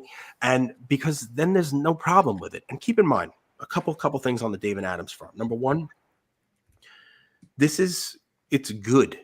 I mean, the hobby is on ESPN because of these things, right? Like they are getting this out there. It's becoming, news. It's something that would not be picked up by news outlets if they weren't doing this too. Sure, it probably helps breakers. It probably helps a lot of the ecosystem of the hobby break a product that otherwise wouldn't be broken. I'm sure they probably get a promotional tax write-off on some of this stuff as well. So I'm sure, they write it off as a promotion, at least a portion of the bounty, to promote the cards. But here's the fun part, Jeremy. I got the same, hey, 6 to 9 months, maybe to a year, you name it. But that's not a hard and fast rule, and that's what they need. You can go back, and here's the thing that I'll give you, and then I'll jump off and let you get your next guest on, right? You need to say it's 6 months. You need to say what it is up front. You need to have a rule that people know about, and here's why. Some of these things have expired before. You don't know about it because you have to find out about it. You have to go into the blog page on their website and scroll through to the original post about the product and see the one sentence that they've added in about expired. And if you don't believe me, go in to the blog page where they had, you remember when the Metal Universe came out, the Jordan PMG greens, but not, non-licensed, those came out in September of 2022, and there was a $50,000 bounty put by David Adams on a PMG green Jordan out of 10. And the bounty expired 3 months later.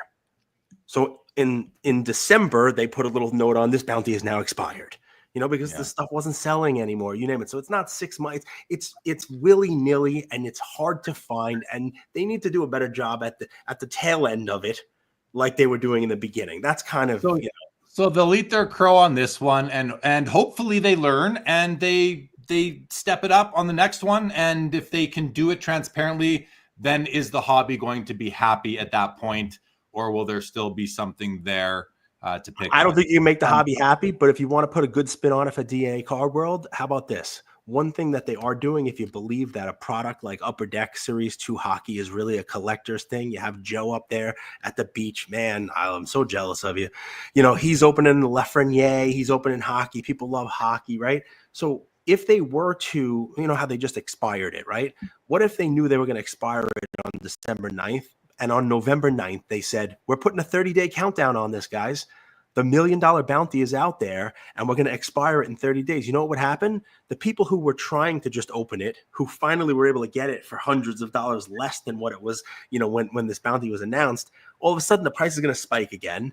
And you're kind of screwing collectors who are opening this because it's going to be a Willy Wonka, look for that fifth golden ticket, to get into the factory, kind of chase again to try to beat the clock and hopefully get this bounty. They didn't do that. They could. So if you want to put a positive spin on DA Car World, just, pulling the rug on it makes it so that, they're not inflating the price just to the sake of inflating it. Fair enough. Cage, Bob Boozle says, can we expect Cage Lawyer commercials on YouTube? Are you struggling to pay bills after buying David Adams cards for a bounty? Call Cage Lawyer. And with that, Cage, thanks for jumping on. Thanks, guys. Happy holidays. See you. We'll see you later. Mike Double V here says there is no problem with David Adams putting a bounty on the Bedard 1/1. It is simply an offer to buy a card. If anyone pulled it, that's great. They've just pulled the offer off the table. So, I hear you, Mike. But the issue is that they are also they are selling the product as well, and that's the perception there. Okay. Ben, Greg is in the back. Greg is VP with Leaf, has been there for a long time. Ben, you're nodding. Do you know Greg? I do not know Greg. All right, guys. I know of his existence, but okay. Well, listen, you stick around. We're going to bring Greg on, and we're going to see what he wants to talk about. And then, because listen, with you, Ben, we've talked about Beckett, we've talked about bounties, but I want to get your thoughts on a few other things as well. So unless you have to go, you're welcome to leave, but you're welcome to stick around, and I hope you're able to. So, sure, I can stick around. Greg, you good to go? He's good to go. All right, let's bring Greg Conn back to Sports Cards Live. Greg, how are you? Been a bit. Good. What's going on, guys? Hey, good. So before you get into it, where are you? What do you do? Still at Leaf. It's been about 11 years. I'm still building a lot of the products, but now with the change at the company, I'm taking on different roles, trying to, bigger picture, day-to-day stuff. But still have my hand in a lot of the products. As you know, we brought some help on Chris Barr, who's helped out a lot. It's been great because it's, not easy to build all the products when you're He's been with you for years already now. Well, over 2 years now. Yeah. And he's been great. That's it. Yeah. Pushing 3, but yeah, that's it. It hasn't been that long. Feels longer. Okay. But he's been a great help. So it's we're still navigating the ever-changing industry, as you know. And everything's great. I mean, I still love it at Leaf. It's allowed me to do things that I probably wouldn't normally been able to do at other larger companies. We've grown, as you know, in the past 10 years to become, the landscape's changing right now. I feel the largest unlicensed, as people like to say. I say licensed by the people, licensed by the hobby, and we're licensed by the players, obviously, because we have deals with all these players. But having said that, obviously, most likely Panini will be entering the non-licensed landscape in a year or so. Topps already done it a little bit. So we look at that and say, is it good for us? Is it bad for us? We're kind of still navigating around that. I'm not too worried about it, but that's where we're at right now. I was listening to some of the bounty talk, which I found a little bit interesting, only because I always look at it differently. Obviously, we don't have $1 million cards of Bedard or whatever that we would put a bounty on. I'm not a fan of the bounties, only for reasons of I've been in this industry a long time, as you know, 11 at Leaf, 10 years of Upper Deck. And there's always the people that are going to look at it and think, well, is Upper Deck helping finance this bounty? And if it is it because they've planted a lot of product at Dave and Adam or anywhere, Blood, whoever it might be? And that's a way to get them to get through their product. I hadn't heard about the canceling of the bounty. That's the first time I've ever heard of anything like that today. Usually you just don't hear about it anymore. You don't even hear about if anyone got it or didn't. It just kind of goes to the wayside. So it's interesting to me that they did that, because you're right. The card isn't what they had anticipated it being when they started this bounty. But who benefits from the bounty? Is it the manufacturer? Is it Dave and Adam? Obviously, if someone pulls the card and they win the bounty, they benefit. But I always, do they look? I hate being the one that says this. I've been at all these companies. Do they plant that case somewhere and say, don't let it out for a while? I've been around some of that stuff before. So you worry about that kind of stuff when it comes to bounties. It always worries me. So I always look at it and say, we're staying out of that stuff. Let the bigger companies handle it. Don't want to deal with it. It always makes me a little nervous. I'm not saying that ever happened. I'm just saying that these are thoughts that go through people's minds. Is the case out there still somewhere? Do they know where it is? I'm just speaking from what I've heard from people and saying, I don't trust these guys. I don't trust these companies that do these bounties, because where do they come from? Who's got it? Like someone just mentioned in the chat that the Paul Skeens, which is still out there somewhere. You've seen a ton of them pulled, but not that one. A ton of that product is being opened, obviously. I mean, for all the price craziness of that product, it's being opened more than probably any product out there. And that card's still out there. Doesn't mean anything nefarious happening with the card. It just means it keeps the bounty going. So for them, without that card being pulled, they probably wish it was pulled a long time ago, or some Upper Deck does, because obviously it would have had more value 3 months ago. So that I found it interesting. Bounties are always a tricky subject to me. Okay.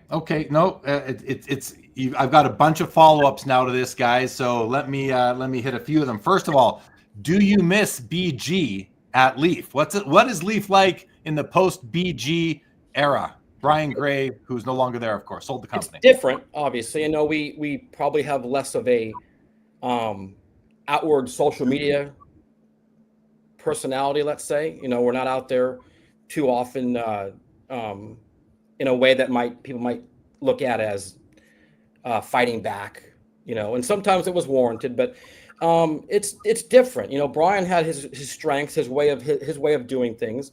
But I think he probably would be the first to admit it got to the point where he maybe felt like he wasn't making the impact he could have, and it was time for him to make a change.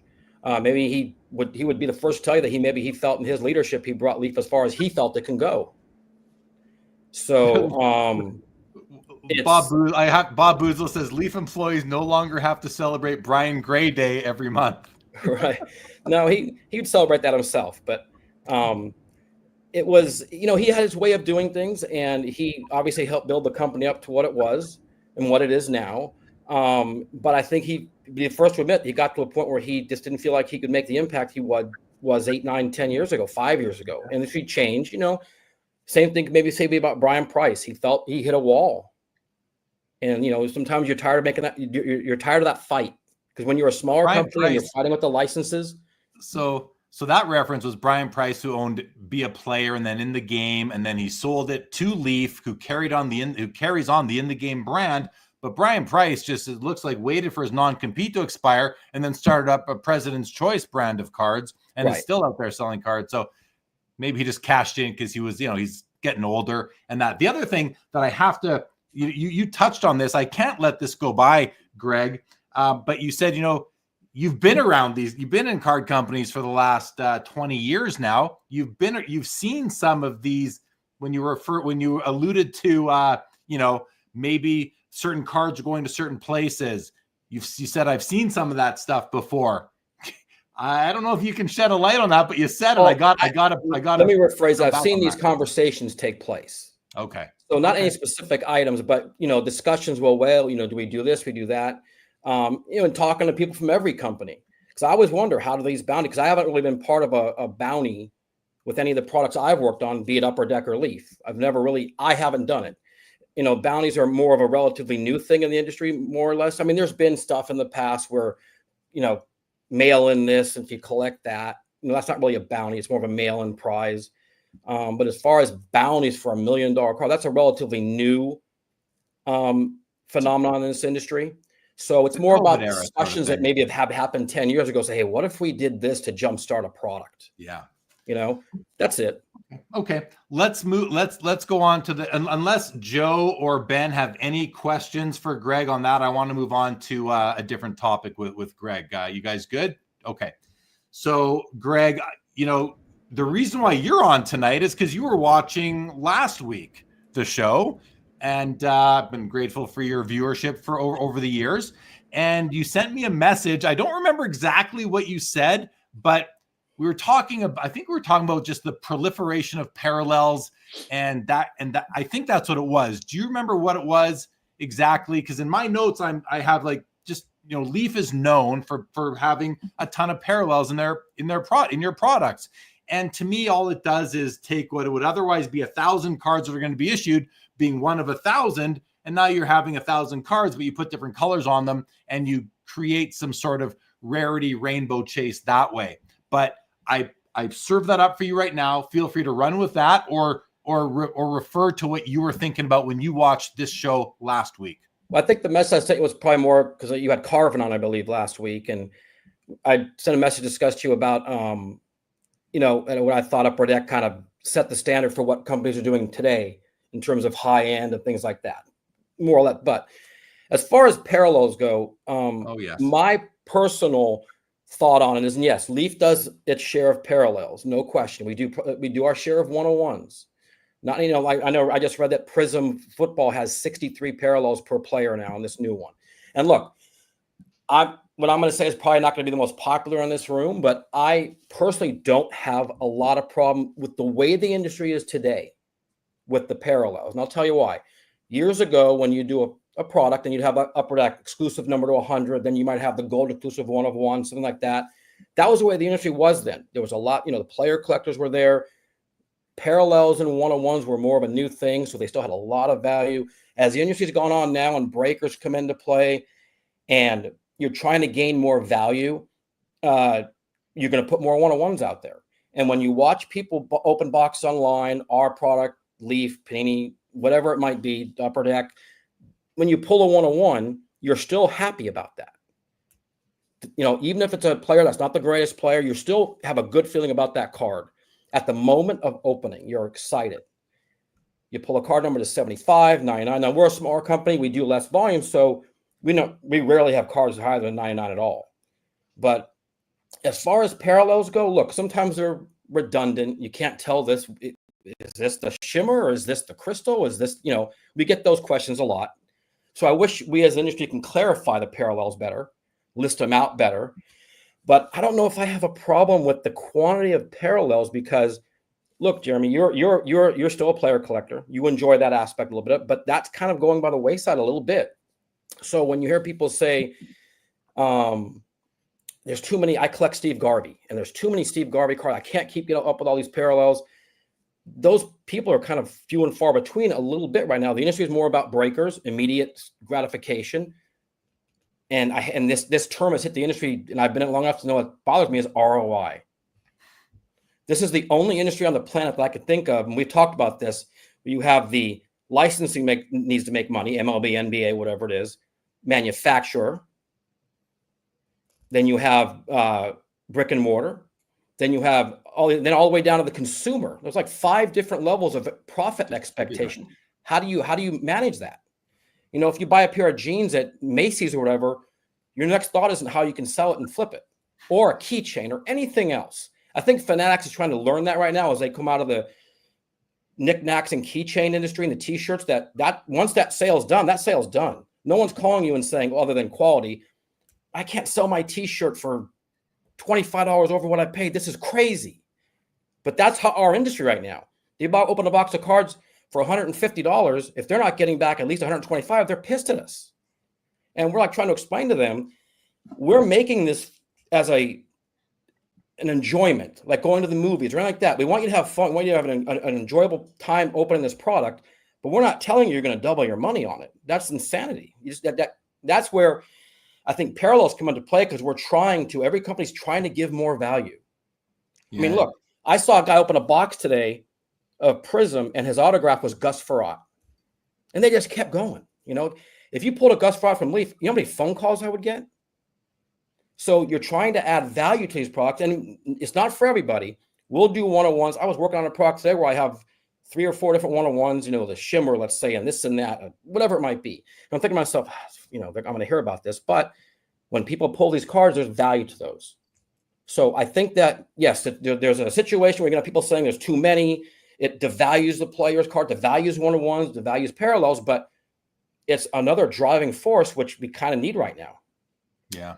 You know, I'm going to go to you guys in a second, get some thoughts from Joe and Ben. Over to you, Greg. But first, I just want to let you know, like, I bought a collection back in May, just from another collector, bought a guy out, and I forget the total amount of cards, but there was Upper Deck, and it was Upper Deck and Leaf. It was a hockey collection, and there was a lot of Leaf in this collection, and I got the collection at a pretty good price. And then I started setting up at shows over the last 6 months. And the first show I did with these cards was Montreal. And I had I had about 2 showcases filled with Leaf cards. And Greg, it was a bit of an epiphany for me. Just they sold like hotcakes.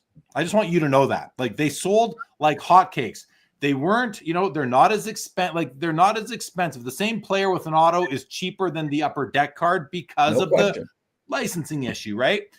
But people love buying them. So when you talk about this ROI, the BS of ROI, there is ROI when you're buying them a collection. If you can buy a collection right, like most people who buy collections do and can, I tell you what, Leaf cards sell. I've never had all the Leaf cards in my collection have been PC in the past. I'm a big fan of the Pearl product, by the way, but I was surprised. I think I sold, was it 48 cards at the 48 Leaf cards at the Montreal Expo, like 1 and 2 at a time, from $10 to $250. People are buying them. When was this show? Was it recent? Yeah. This was just in October. That's good. Yeah. See, one of the things that I've made a conscious effort of, because we've been asked a lot, you guys don't seem to be doing hockey anymore, which we haven't. And I'll tell you why. I just finished a hockey product, Metal Legends Hockey. That product actually well for us last year. But the product prior to that, the last two hockey we did was Ultimate Hockey and Lumber Hockey. Used to be 2 absolutely monster products for us. Neither one performed near they did prior years. And I called a couple stores in Canada. I talked to a few people I know.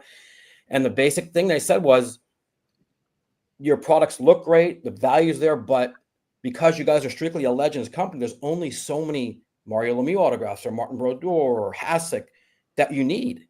And we're not getting access to the rookies, which is a whole different show, why that's happening. So there's only look, we've offered Dryden millions of dollars to sign, won't do it. We've gone down the road with Paul Kariya to get more, someone new. to drive our products. And so we're bringing back 2 or 3 hockey this year, but I'm glad to hear you say that, because I think part of the reason maybe there's some good value in those because we just haven't put out a hockey product in a while, and people are starting to realize, hey, there's value in these. That might be it. I think it's a price point thing. I think that's it. I mean, if I've got a Steve Yzerman game used patch from, you know, a high end Upper Deck product, that's going for $200 plus. In a Leaf product, it's going for, you know, 60 to 100 for whatever, just because of that lack of the Red Wings logo on there. So lack of the logos, and I agree with you. And the price point is right. I mean, not just for what you can buy the cards for, but we're going to sell it. This product we're putting out in 3 months, Metal Legends Hockey, I think it's direct to distributors, wherever it might be 3 autos for $85. And there's a lot of Lemieux and Hasek and Brodeur and Gordy and all these guys, and there normally are. You're not going to get that kind of value. And speaking of parallels, there's a lot of parallels in that number, 10 or less everything, but that's a different thing. Well, the customers that were buying them from me were just basically expressing that it's good. Being straight up with you, they were just saying, like, me or did Jeremy freeze? Like, oh, I froze. Are you guys got me now? You got me back? Yeah, we're good now. That was me. People were just, they'd look at the price, they'd say that's $40. I'd be like, yeah, that card's $40. They go, yeah, okay, I'll take it. You know, like there wasn't. It's a price point thing, and that's a good space for you guys to be in, or at least. And we're always going to be in that space. That we recognize that we recognize who we are. I recognize who we are and where our business model is going to go forward, which is going to be affordable ways to get these products. But there are times that just the secondary market where the cards always sell in, but you know sometimes it struggles to get people to buy a product at the case level or the distributor level, whatever, because it's still unlicensed. So if we're selling a box of something for us, like I was mentioning that Prism earlier with Gus Farrat, because those boxes are $900 a box. If someone pulled Gus Farrat out of one of our products, I'm telling you right now, I would get phone calls. Now you might get them, but he'll be their 4th auto in a box, not the only one. So that's where when we hope they appreciate the value of the cards, because we try to put as much value on, and like I said, I hate to bring ROI on there, but I would argue that our space is that we can provide the steadiest level of return of investment. You're not going to get the $1 million card or the $500,000 card out of our products. Just not going to do it. Yeah. But you're always going to get some kind of value in every box. And that's what we kind of do, to your point. Yeah, no, fair. I'm glad. And I was going to ask you about hockey. I had heard maybe from you recently that, you guys weren't doing as much hockey as you had been doing. So I'm glad you addressed that. I want to give Ben a chance. Ben, if there's anything, I've been keeping you around here. It's good to have you. We have our next guest is now in the back room, and then we're gonna have another one come on. So this show, by the way, Sports Cards Live 2.0, everybody. I'm still getting used to it, how to manage the people, how to schedule the guests. I'm still trying to figure it out, what's a perfect amount and all that. And we could even bring a 5th person on the screen with us. But in the meantime, I want to go to you, Ben, and just ask you, do you have, you've listened to everything Greg said. He touched on the bounties. He touched on, his time seeing things in the back rooms of the hobby sort of thing. Any comments or questions that have popped into your head? Well, I think the discussion about parallels is really interesting because it's a topic that I think people, collectors think is very black and white, but it's significantly more nuanced than that.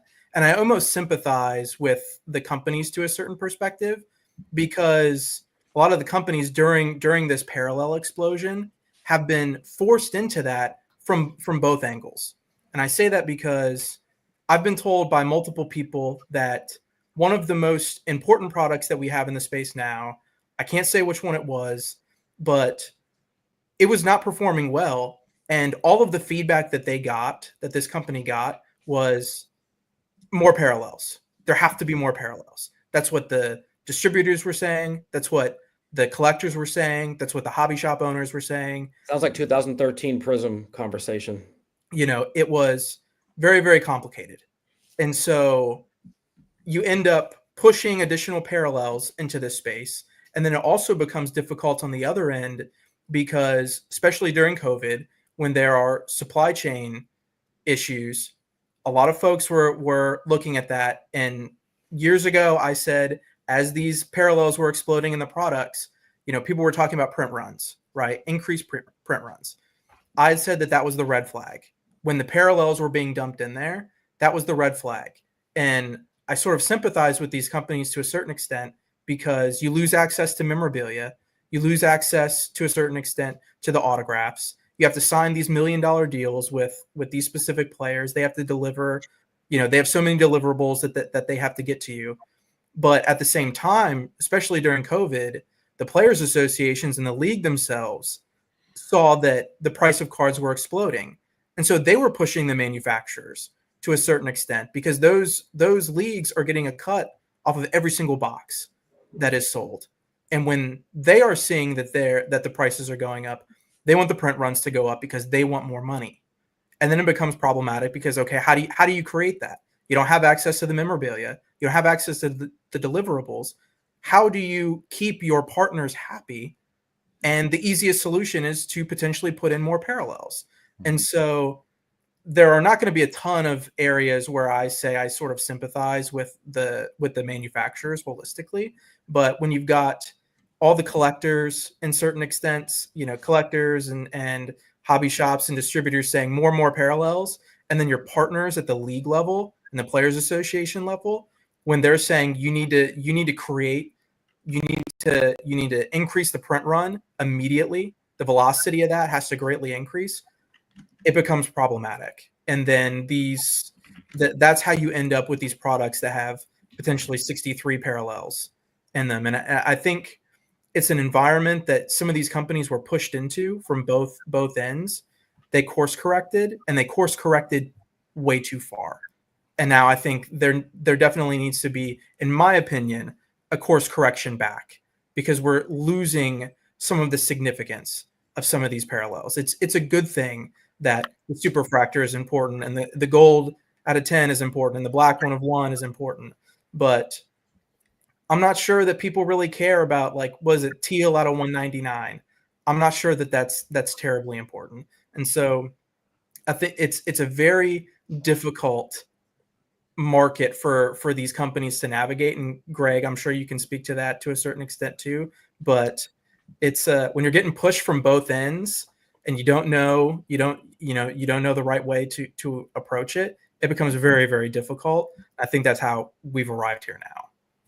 Well, yeah, I want to give you I do want to give you a chance to respond, just so everyone knows. And so Eitan, the sports card cartel is in the background. I just want to the course of the show here. You're going to feel free to respond, Greg, in a moment. Joe's going to ask a question, and then we'll bring Eitan, the sports card cartel, on after that. But please, Greg, go ahead. You want Joe to go? Joe first? No, you respond to Ben.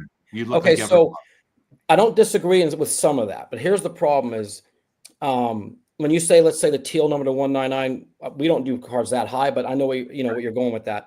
Doesn't have value.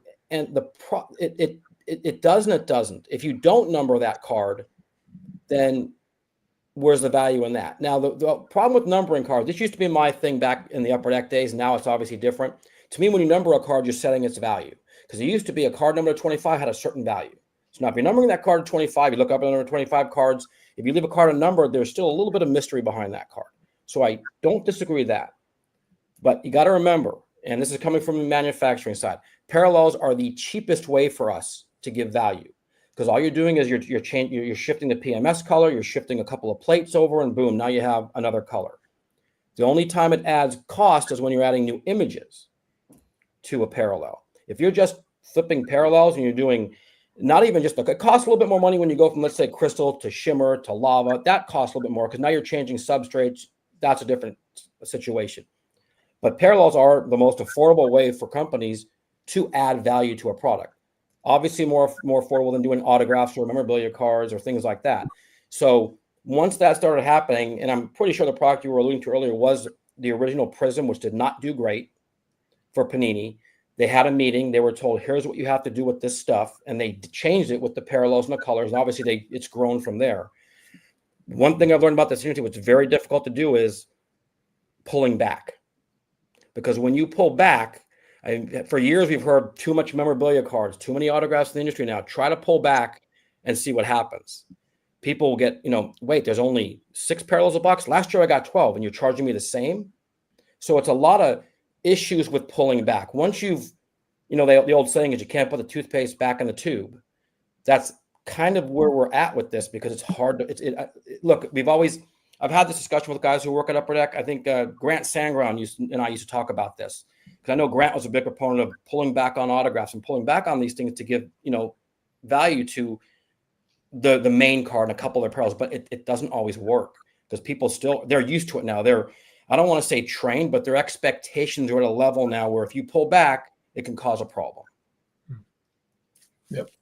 Yeah, those are really invaluable insights coming from a manufacturer, like yourself, Greg. I appreciate it. I hope that the chat and the people listening and watching appreciate the opportunity to hear you, and you're very transparent about that. The cheapest way for a manufacturer to add value is by running parallels. So I appreciated those comments. Ben, any kind of response at all, or did that make sense to you? It absolutely makes sense. And it's, again, one of those things where it makes sense from a manufacturing standpoint. Manufacturers were sort of doing exactly what they've been told to do in the most economical way. But it's hard to manage those expectations between the collectors and then other higher level partners. I think that's a balance that collectors often forget, that I know we want to say that everything is done for the collector, but the leagues themselves that these manufacturers are partnered with, they have wants and expectations too, whether we like it or not. And it makes it very difficult to navigate. LGC here says, how do parallels add value? The same market cap is just spread amongst a broader set of cards. And I would just say that it's perceived value. It's simply perceived value. It's the excitement of seeing that serial number on I think it's as simple as that. Greg, yeah, you're nodding in agreement. Yeah, it's perceived value, and it's a feel good situation. So if you pull a card number to 5 or 12 or whatever it might be, you feel like you got something limited and rare, as opposed to an unnumbered card or a card number to 399 or 1500 like they used to be in SP Authentic. It just feels like you got something rare. If you're a player collector, sometimes you want those rare cards, but it's perceived value, especially at the moment of opening. Okay. Let's do this. Ben, if you're good, I'm going to thank you for joining us tonight, and we'll definitely have you back. So thank you for coming on and sharing what's going on at Collect, and the Beckett story, and the bounty talk, and the parallel. It's good stuff, man. Thank you. Thank you so much, guys. It was nice hopping on. Thanks, Ben. Chip. All right. So Joe, I'm going to let's bring the Cartel on. Are you ready to come on? Give me a thumbs up. He's giving me a couple thumbs. We're gonna bring on the Sports Card Cartel, and Joe, when we do that, we'll say hello. Then I want you to ask Greg your question, and then we will move along. Okay. So Ben, I'm just gonna put you down below if that's okay. And thanks again, and we'll see you soon. Take care. All right, let's bring on the Sports Card Cartel. Oh, shades are on. This time we've got the sunglasses. He didn't have the sunglasses on last time. Look, Cartel, how are you tonight? Doing great. I'm enjoying the conversation. So by no means was I just sitting in the back suffering. I was taking it all in. And of course, I bring with me, as usual, Jeremy, some poetry. Oh, shoot, please. It always just strikes me in the moment. I am the Cartel. I don't mean to be trite. How can you not love Jeremy Lee and Sports Cards Live, the man who sells to me out of spite? That's true. Thank you. That was great. Yes, I told my spite selling story a few weeks ago, and you were the one who was the beneficiary of somebody else really trying to grind and lowball me. Okay, glad you're here. Hang tight, Joe. I want to give you a chance to ask Greg something based on where he is at in the hobby. Thanks, Jeremy. Just piggybacking what you said, I commend Greg for coming on. It's great to hear directly from a card manufacturer and somebody that's been in the industry as long as you have, Greg. So thanks for being here. I was struck early on in your appearance of what you mentioned about Panini losing licensure And speaking kind of personally, anecdotally, a lot of my friends have really opened up to unlicensed products in the last year or two. You got the Caleb Williams, the Caitlin Clarks, the various, Jaden Daniels or the Manning kid Cooper. So there's huge opportunity there to kind of, in some ways, beat that licensed product to the punch. And so it almost seems like there's kind of this opening. I'm curious, not that you can take us directly into the boardroom, but what kind of conversations are going on in your strategy team with regards to Panini potentially becoming more of a competitor in the unlicensed arena? Well, we look at everyone as a competitor, but we also mainly just worry about ourselves a lot because we have to, fight a battle that obviously the non-licensed. But it's a good question because I've kind of battled this myself. On the one hand, I believe this industry needs Panini to succeed because when they're making Panini money, there's money out there flowing. And we need that. The internal battle they're going to have is once they go mostly unlicensed through football and basketball, they're probably not going to be able to charge the prices they're able to charge right now as unlicensed. So they're going to have that battle internally. We talk about that, when they start entering our arena. If they try to keep their prices up, we're still going to be the lower, more affordable. It's not as easy to get into the unlicensed because now you have other things you have to fight. Getting images is not easy when you don't have help from leagues or Getty or whatever it might be. So there's challenges there. So we think to ourselves, how are they going to navigate that arena when they have to, they're going to have this extra money. They're not giving it to leagues anymore. What are they going to do with that money? Are they going to do what we do? Are they going to sit on it? Are they going to still use that money to get exclusive players? Are they going to let Fanatics have everybody? Because Fanatics they're not slowing down. They're signing as many guys as they possibly can. Where does that leave Panini in terms of fight? Because they have a war chest. They've done great the last 6-7 years for Panini. So they're by no means going to be hurting financially without these licenses. But as far as what we talk about at Leaf, we do talk about how we're going to combat them if they put that war chest and they say, look, we see Leafs had success in this arena. We're gonna battle them now because that's they're that obviously we worry about that stuff, but we think that we do it the best, so we're just going to keep going that route. We know we have a head start. Let's put it that way. Yeah. So I think with our head start, we know how to navigate that landscape. Could I ask one more follow-up, Jay? Yeah, just could you talk a little bit more about what that head start actually looks like, in so much as when you don't have licensing with the Players Association, how does that limit you? What advantages and or what new strategies do you have to develop as a company when you are sort of stricken from that alliance? Well, the disadvantage, like we mentioned, are photography is tough because they're used to dealing with the leagues, and then once you have the photography, and they'll learn this too, is you have to. We struggle with it 10 years ago when we first started making the jerseys look okay, not like pajamas when you scrub them. Getting the right photography angled the right way. You have to make sure, and we have a head start with, I just bought Lou Gehrig game used pants. It's things like that you have to drive value behind your products. Because I'm assuming, look, I don't know if they're going to go the multi-sport route. They might stick this just because, look, even unlicensed, Prism is going to be a monster. It won't be the Godzilla monster it's been, but it's still a great brand. That's where they have an advantage. They have all these brands that were originally licensed that people recognize as licensed in the past. We didn't have that at Leaf. We started off unlicensed off the bat. They're starting off with National Treasures, Prism, Mosaic, all these products that were licensed at one point. So now they're going to be unlicensed, but people are going to still recognize these brands as strong. That's where their strength is. And I think if they do it right, whereas maybe other companies that lost their licenses kind of let these brands go by the wayside, they could be great. I'd love to have Prism. Give me Prism at Leaf unlicensed. Give me National Treasures and all the other ones they do, because those are known brands. If they do it right and they're smart, they can succeed in that arena. But but we have a head start because we have this memorabilia. We know how to do the images now. We know what it takes. We are a lot faster than these larger companies. They have to learn how to be more fluid and quick when they get the products out the door, because you don't need the approval timeline. When you're dealing with leagues, you're dealing with these, every single form on a sheet goes to them to approve it. And that takes a long time. If they don't like the way a shoe looks, they're going to tell you got to go back in there, get the new image, so all this stuff. And I don't want to give them too much information because but we have an advantage and a head start, which we're going to keep going.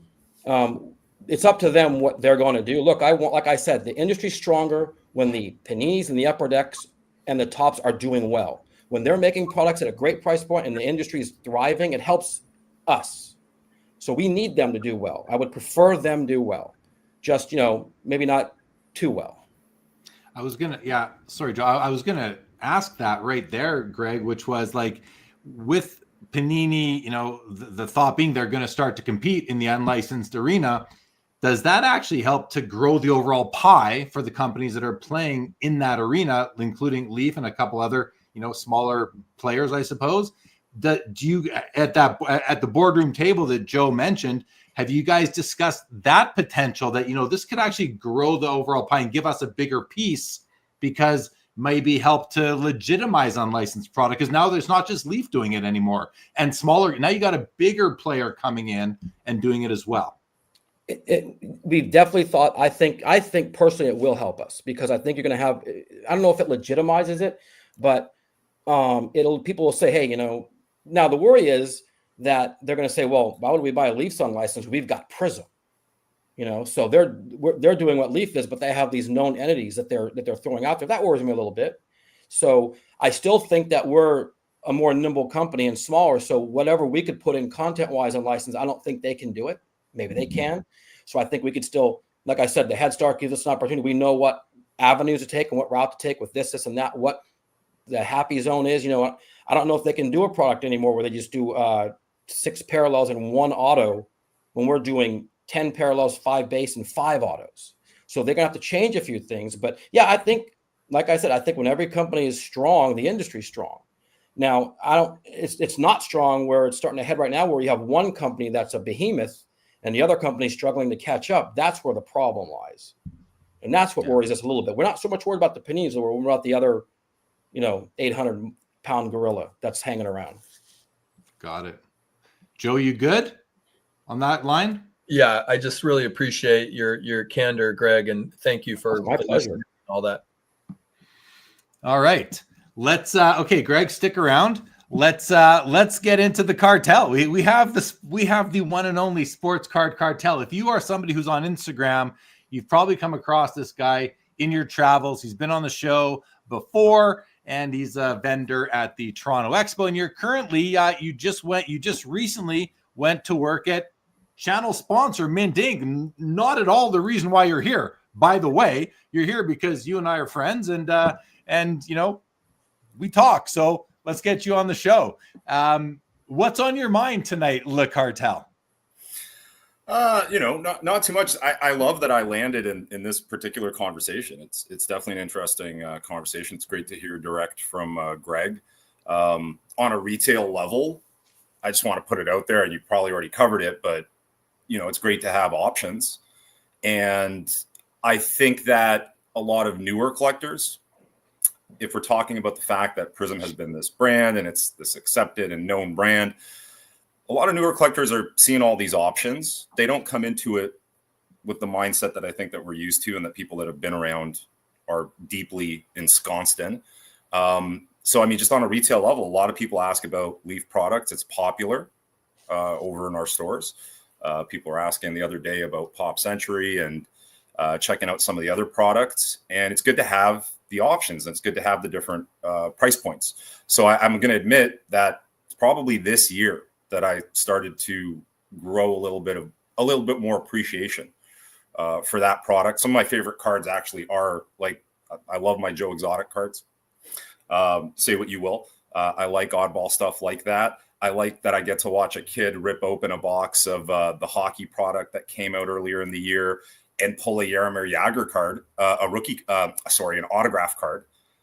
That's just not doable out of most Upper Deck product. So to see the joy of a kid jumping up and down because he pulled his favorite old school player is kind of awesome. So I've grown to appreciate that. So I have found this conversation interesting, and all this consideration now for the fact that Panini's not going to have the licenses.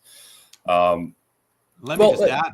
That's not necessarily 100% yet. Now that's just me assuming, but there's still a lot of things that can happen in these courts, and a lot of things that, from what I hear, and I don't want to mention, didn't go as planned. So while it's heading that direction, it may not. This could be extended out. So we're I think one ends in 26. Another one ends at the end of beginning of 20, whatever it might be, the end of this year. That could get dragged out a little bit. That's just where, if everything happens the way it looks like it ends up.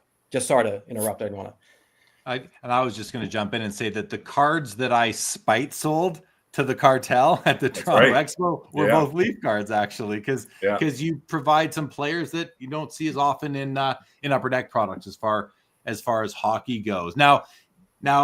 The Cartel. I don't know if I can show you the Cartel, your given name, Eitan. So many options. I'm going to run through them. I'm going to circle through them all. But listen, on the thumbnail for this episode, I put your face on top of the book titled "The Art of the Deal," written by, co-authored, I guess, by Mr. President Donald Trump, soon to be, and that's what we wanted. That's what you really wanted to talk about tonight, was what it's like being now back in a card shop and dealing with buying cards and selling cards. I think singles to customers, to people coming through. Am I right? Is that kind of where your head was at?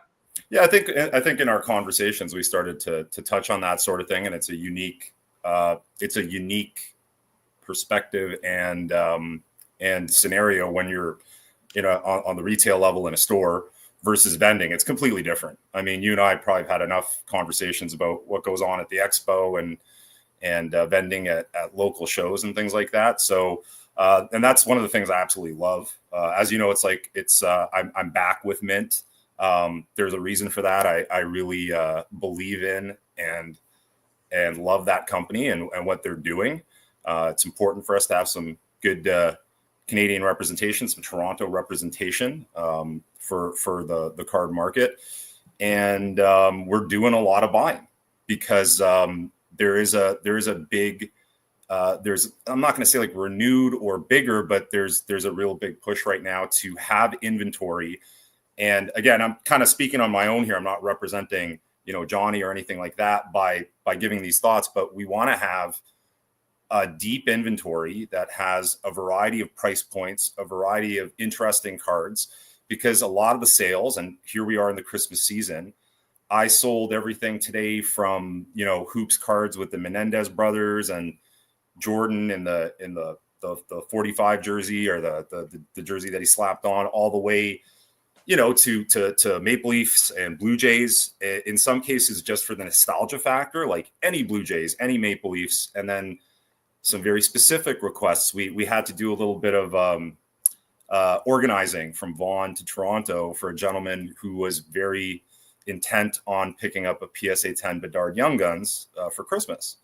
And we were actually able to make that happen, which is a great part about kind of the small store that we have downtown that can service this area.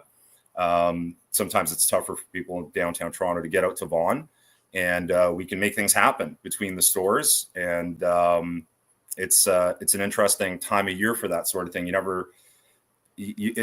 never know what someone is going to come in requesting, so better to be prepared for that.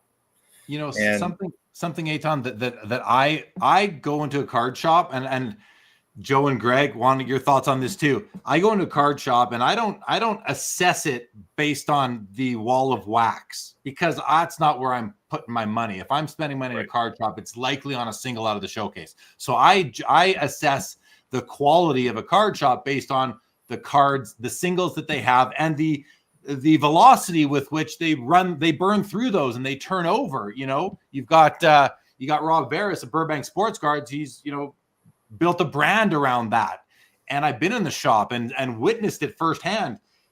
So to you, Eitan, Le Cartel, are you, because I feel like you understand that. I feel like you believe in the singles versus just the wall of wax.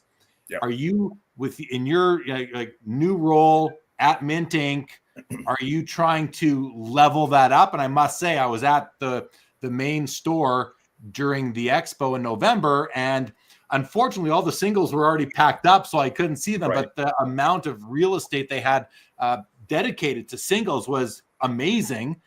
Are you, despite that, are you trying to like level that up for the Vaughn store, or speak to that a little bit? How important is it to you that the store that you're working at has a really good singles selection? And then I want Joe and Greg's opinion for them as well. On a personal level, I'm right there with you. And it's funny that you brought up Burbank.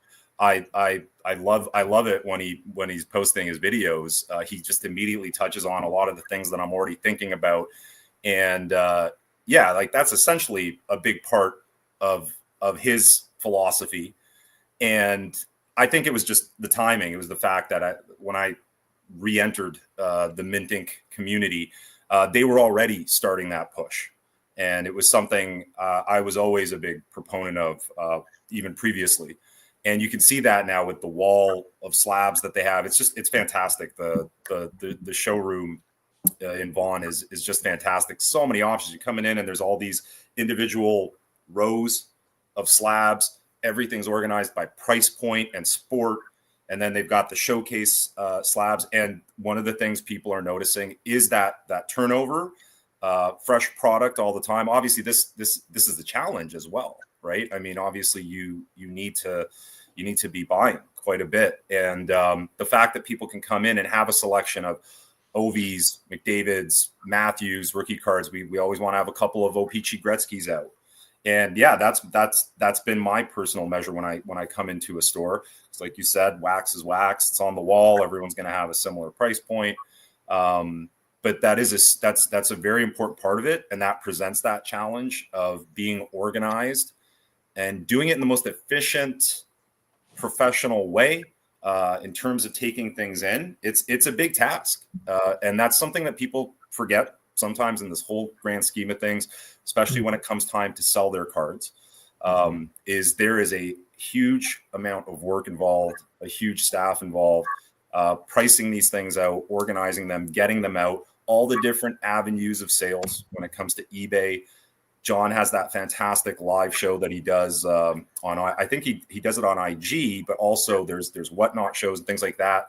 So there's all these different avenues that you have to shuttle things into strategically, and keep things fresh and have that amazing selection. So that's like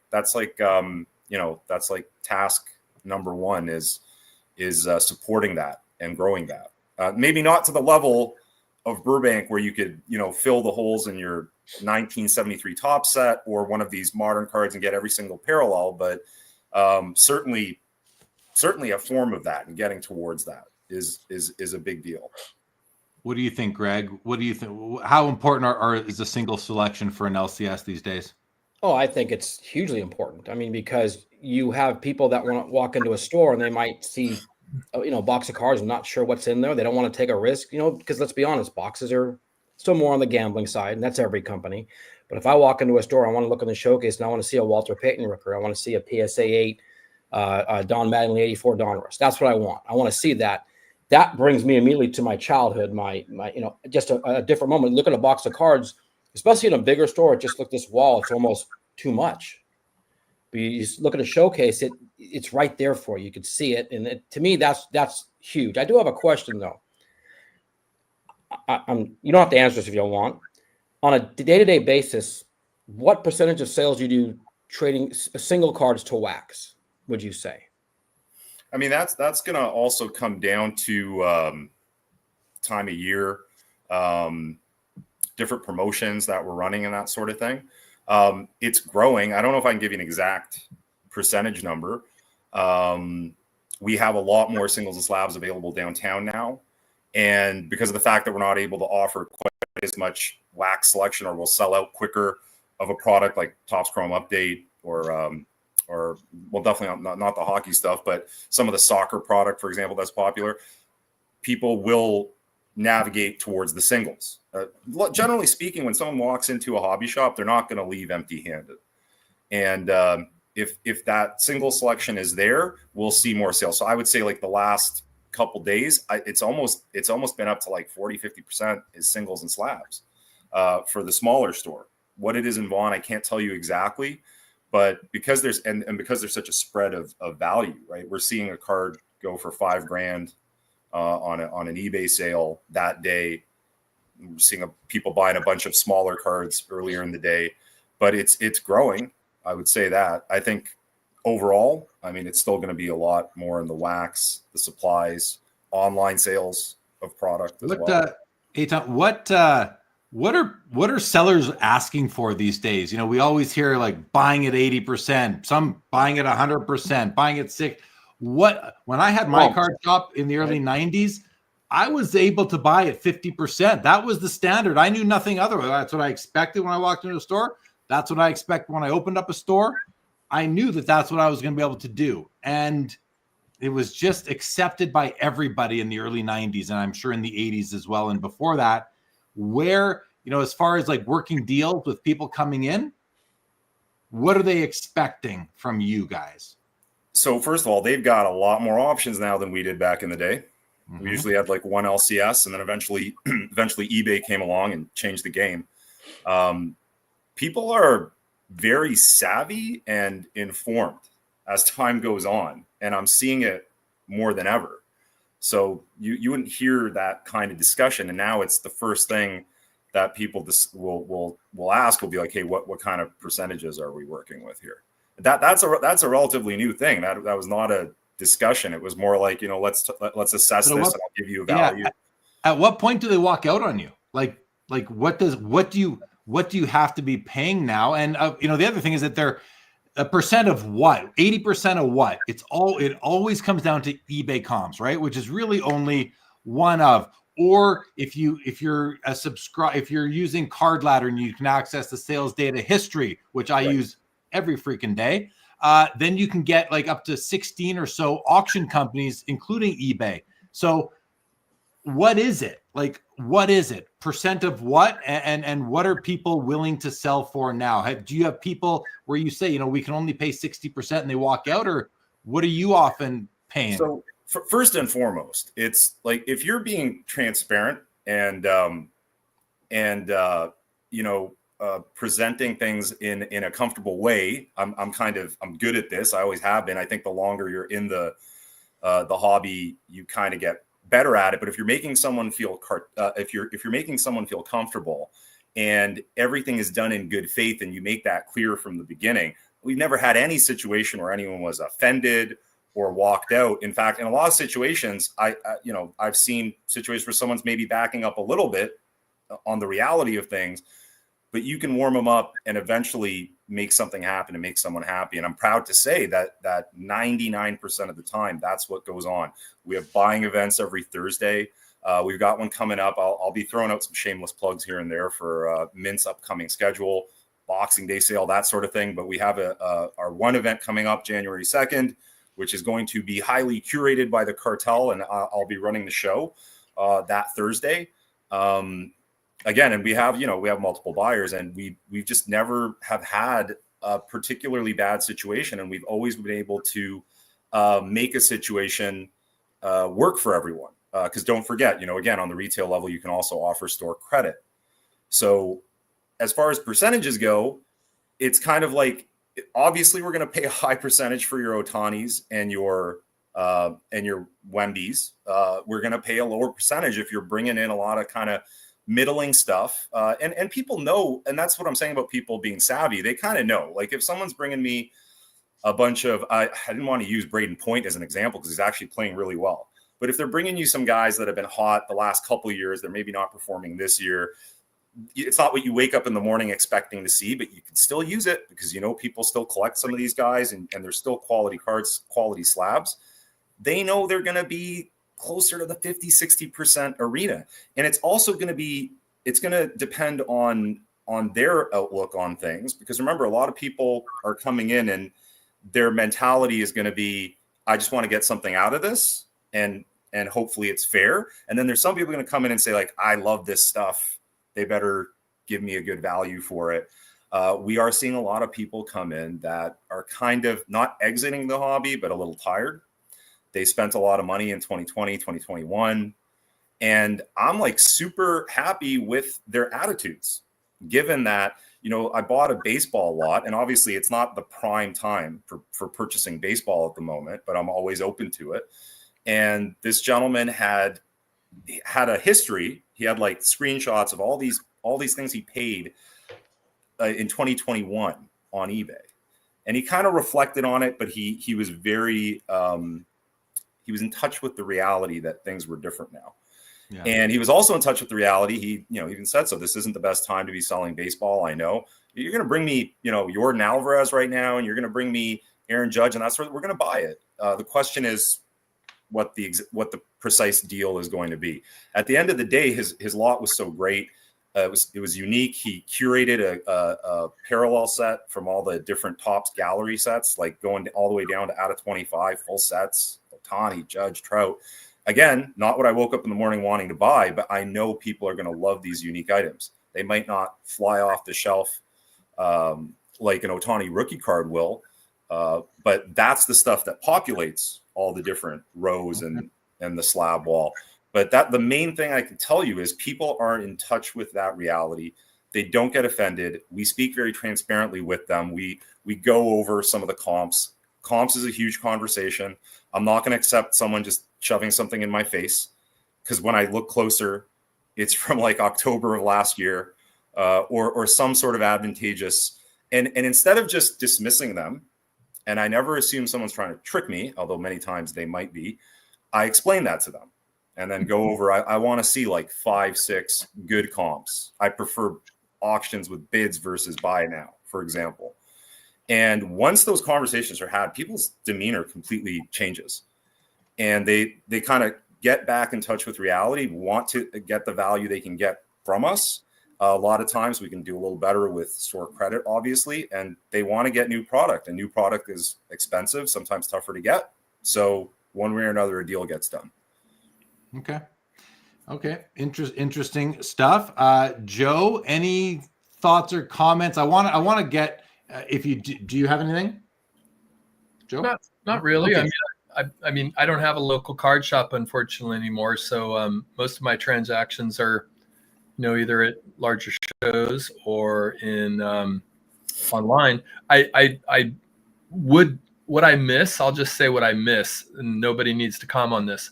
What I miss is the opportunity to go in and actually get supplies and also see the new products in person and kind of what boxes are going for. I miss that.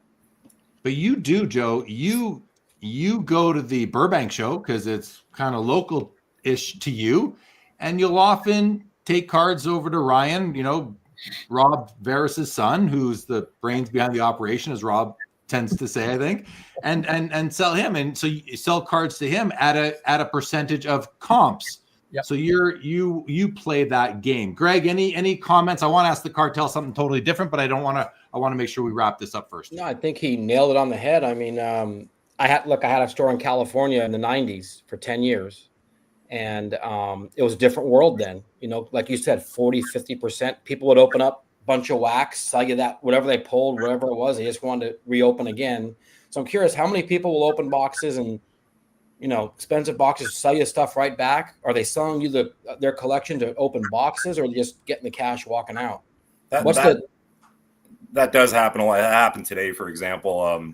You know, and it's generally people buying very expensive product, looking for something very specific.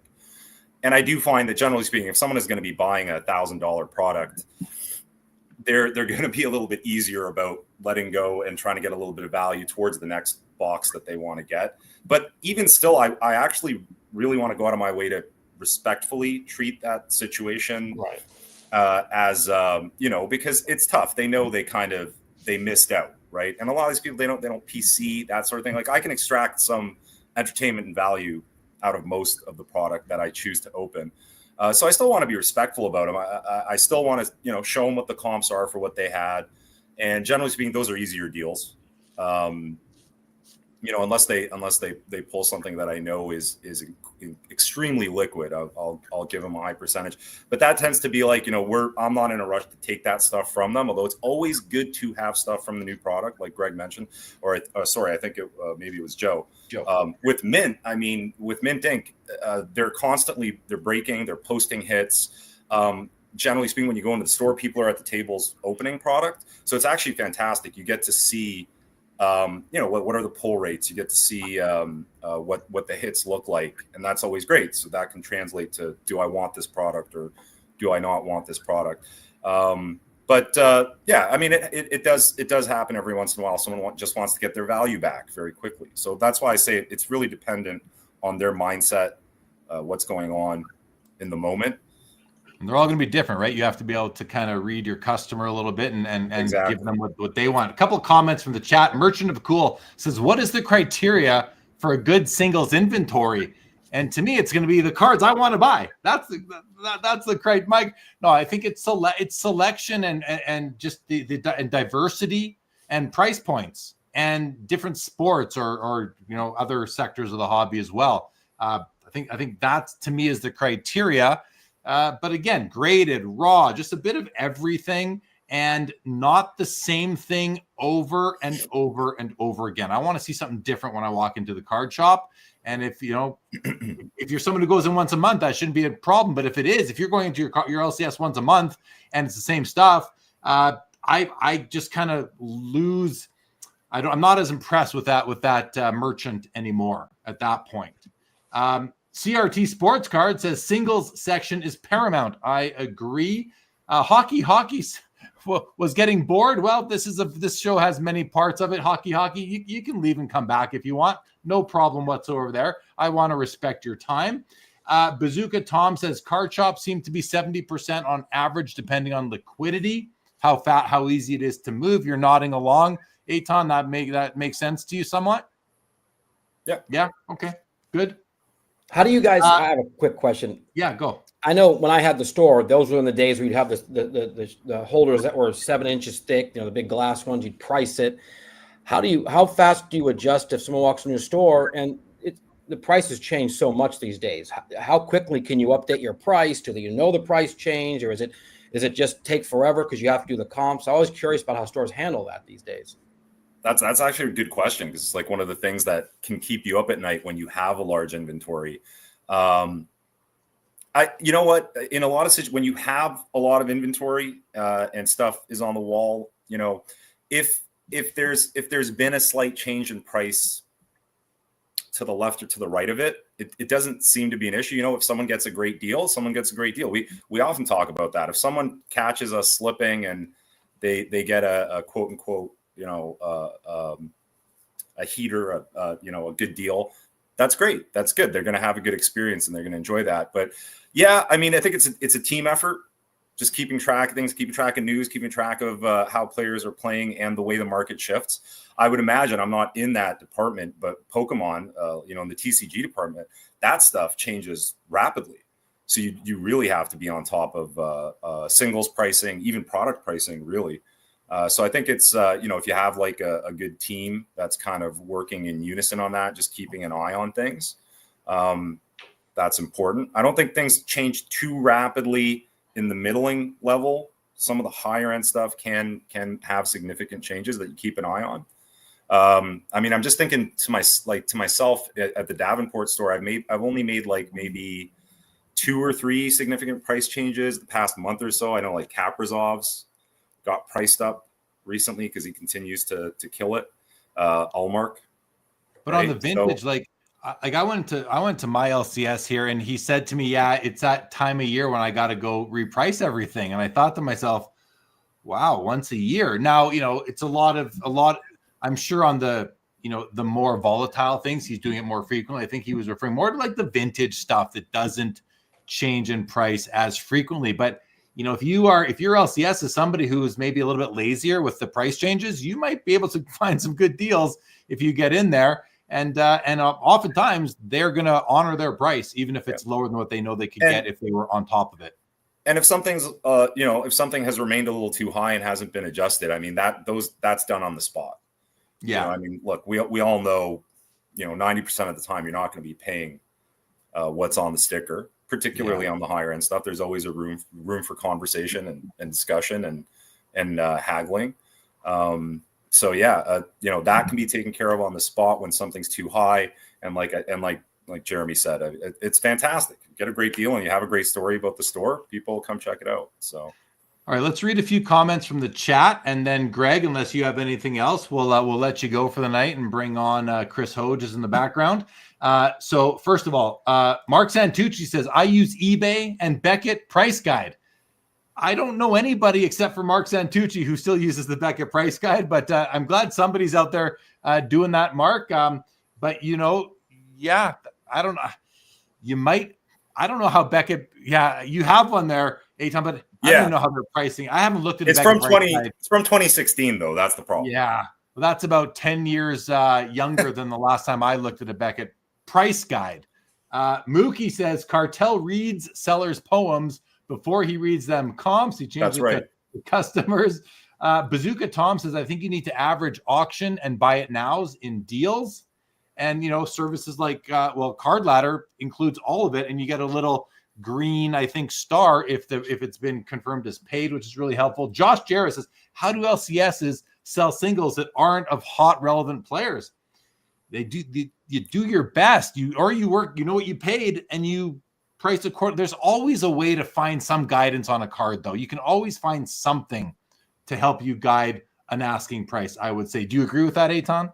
Yeah, and like people are always looking through their own lens. I mean, it may not be relevant to them, but like, look, we get a lot of kids in store. We get a lot of families, and they'll bring in their young daughters, their young sons, and let's say they like soccer, and we have an extremely extensive inventory, probably too extensive, and they just start flipping through. They see a night like a shiny card or someone on the team that they like. Maybe it's not their favorite player, but there's so many on the spot purchases like that. And I think back to how I was, back in the day, and you don't come in with a plan of what you want to buy. You start flipping through if there's stuff to flip through. And if there is stuff to flip through, you're going to grab a few things. There's definitely some purchases people made today where I'm pretty sure they didn't know what they were buying, but they liked it and got wrapped up and off they went. So, and it's Christmas season too, right? Exactly. Yeah. Stocking stuffers, right? Greg, anything else on your mind tonight? No, I just want to say it was great to be on again. I would like to say, look for, we mentioned real quickly about unlicensed and, putting money into where it goes the right way. We have a product coming out that has our first Patrick Mahomes autographs that we've had. Unfortunately, Rickey Henderson, who just passed, it's a battle for me because there's about 500 autographs in that product. So we're leaving them in there, hard signed and everything. So that product's got 8 hard signed a case, inscriptions. It's loaded up. That's the kind of thing that, Jeremy, you saw we have Marilyn Monroe product coming out next week. That's the kind of product that we can do that other companies probably won't do, just not enough profit in it for them. That's the stuff that Leaf, I think, excels at. Marilyn Monroe, we have an Elvis one coming. So look for this kind of stuff from us going forward. Leaf isn't going anywhere just because the landscape might be changing. We're going to continue doing what we do. Continue to adapt to the Always landscape, right? Yeah, it's what you can do. Well, Bob Boozle wants to say thank you, Greg, for coming on. Good to hear from My Leaf. pleasure. And yeah, all right, man. Well, thanks again, and we'll be in touch. Thanks guys. Night. Appreciate it. All right, let's bring on. I see him. He's getting ready. Let's bring on Chris Hodge. Welcome back to the show, Chris. How are you tonight? Doing great. It's great to be back. Great to share the screen with you fine gentlemen. I was loving listening to some of the insights about working at the shop, working at Mint Inc. I'm always fascinated by life at the card shop. Chris, I'm going to step away for a moment. So you ask a nice long question, get a good long answer from the cartel. I'll be right back, everybody. I got to do what I was advising the comments last week. Next time I have to go to the bathroom during a show, just ask Chris to tell us about his NFT collection, and I'll have some time. But I'll be right back. Yeah, no, I don't even know. Oh, wait, Jeremy? Oh, there we go. Okay. No, I don't know. I was really enjoying hearing about life at the card shop. I love going to the LCS. It's one of my favorite things to do. Like whenever we travel, we stop at the LCS and just try to buy something, try to support. I guess, one of the questions that I sort of think about is, and I think every card shop approaches this differently. I don't think there's a right answer, but what's the right style of demeanor for the owner or the people working there to take with the customers? Because there's some owners who love to talk and like they'll give me a 30-minute story before I can even ask for the price on something. And there's others who are just totally hands off and they're like, I'm not going to talk to you, just browse. And if you have a question, come to me. I wonder how you deal with that. I mean, I certainly remember the days of the old school LCS where you're a kid alone in a store with this older dude who's just sitting there. He doesn't even have a phone back then to occupy him, and he's just kind of sitting around. And and then you dare to ask him a question. We strive to create the most welcoming. And here's the thing: it's completely 100% genuine. It starts at the top, and at the top of our pyramid is a hardcore collector who has a lot of passion for the hobby, for multiple hobbies. By the way, he's got his office is like a pop culture curio cabinet, and it starts at the top there. So he's obviously that's on his mind in terms of who he's surrounding himself with and who he's hiring. And it's all people with particular passions, whether it's for Pokemon, whether it's for a specific sport. And that's an awesome thing, is to have people that you can actually consult with for soccer, MMA, hockey, baseball, the whole thing. And it's something I noticed with Mint, because there's several options in the area. There's one I'm not going to go into too deeply, but they create a rather cold environment, is the best way I could put it, because it's just kind of like you come in, you buy product. They don't have many singles, and they don't have many staff that have the knowledge, so they can't engage. Someone's coming into the Mint Ink store. They're getting warmly welcomed.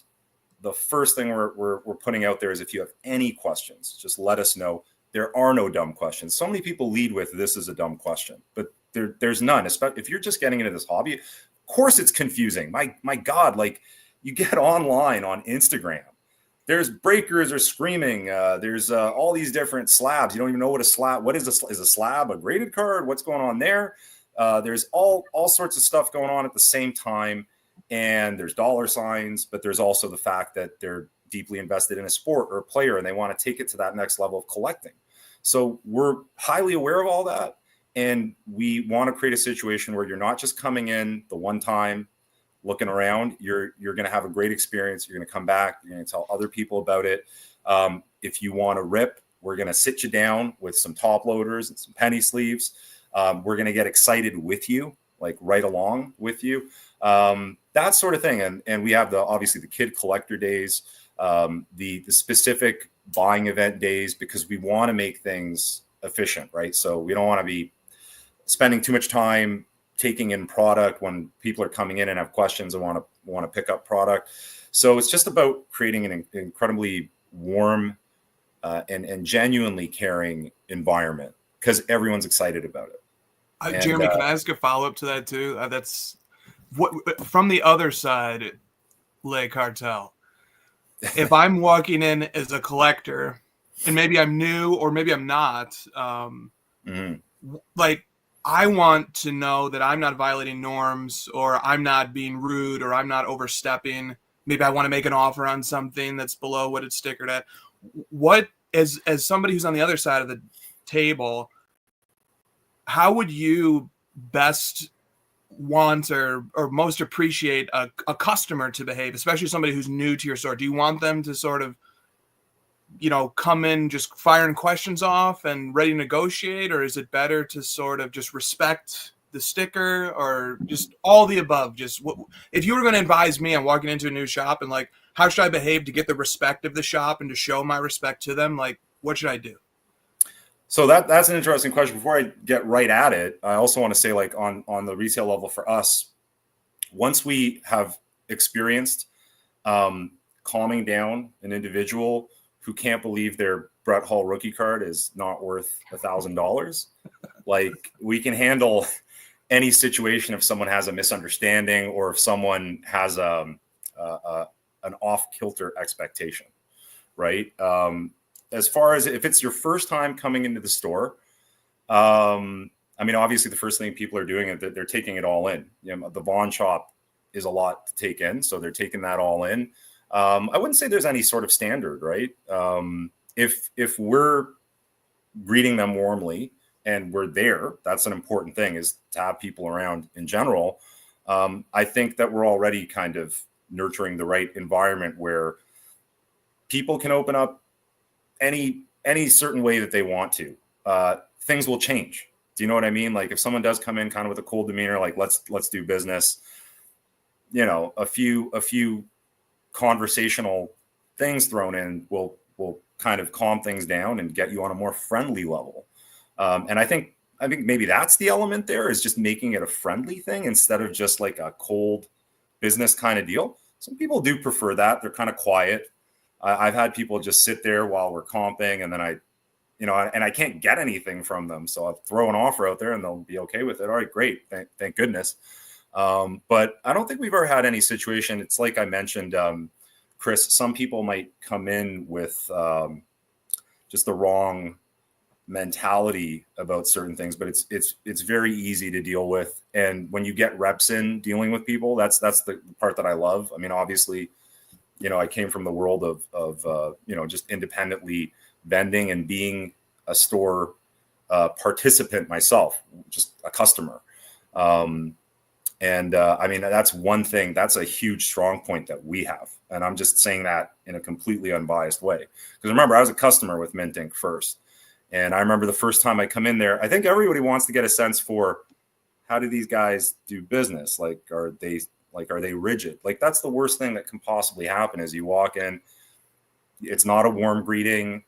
The stickers are like very much like, well, the sticker is what it is, you know, that sort of thing. And if someone comes in even a small thing like, hey, can you cut me a deal on the new product? It's just a quick explanation of, this new product's not easy to get. But I'll tell you what, you know, if you pick up a box, we'll set you up over here with some free supplies, and we'll have a good time with it. So it's just about individual basis in terms of how people are. But I think I mentioned earlier, I'm really impressed with people are generally pretty savvy if they've been around for a little bit, and people that are new are just curious. And it's up to us to give them the experience that will keep them in the hobby. Because the worst thing is not making them feel welcome, or they just buy a box, there's nothing in it, and they walk out. That's a danger zone for me. I don't want people to have that experience where they don't come back. Yeah, I appreciate that. Got to find that balance. Chris, were you able to watch earlier on in this episode? Oh, yeah. Yep. Okay. I have two follow-ups. If we run out of topics, I have two follow-ups on two topics that got brought up earlier. Well, I was going to revert. I wanted to get your opinion on one of them, but you came loaded. What do you got? But let me just back off for 1 second. I did see Joe unmute. I don't know if he had a follow-up to what Eitan was saying right there. Thank you, Chris, for that. I didn't notice him come off mute. So thank you for watching the other guest. I want to hear what Hoj has in his holster here. So let's go. Okay.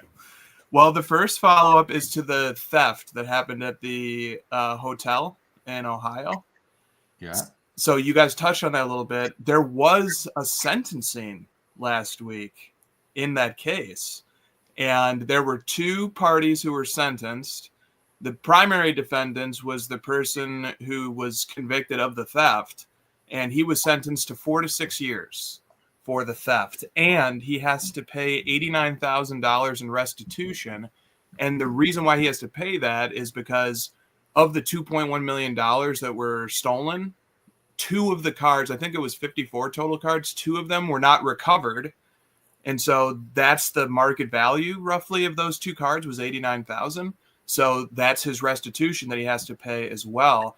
And the prosecutor had a really interesting comment that was given to the press, where the prosecutor basically is implying that he doesn't believe that these two missing cards are truly missing. He seemed to think that the defendant knows where they are. So he made a comment that said the defendant will have 4 to 6 years to think about where those other two cards are.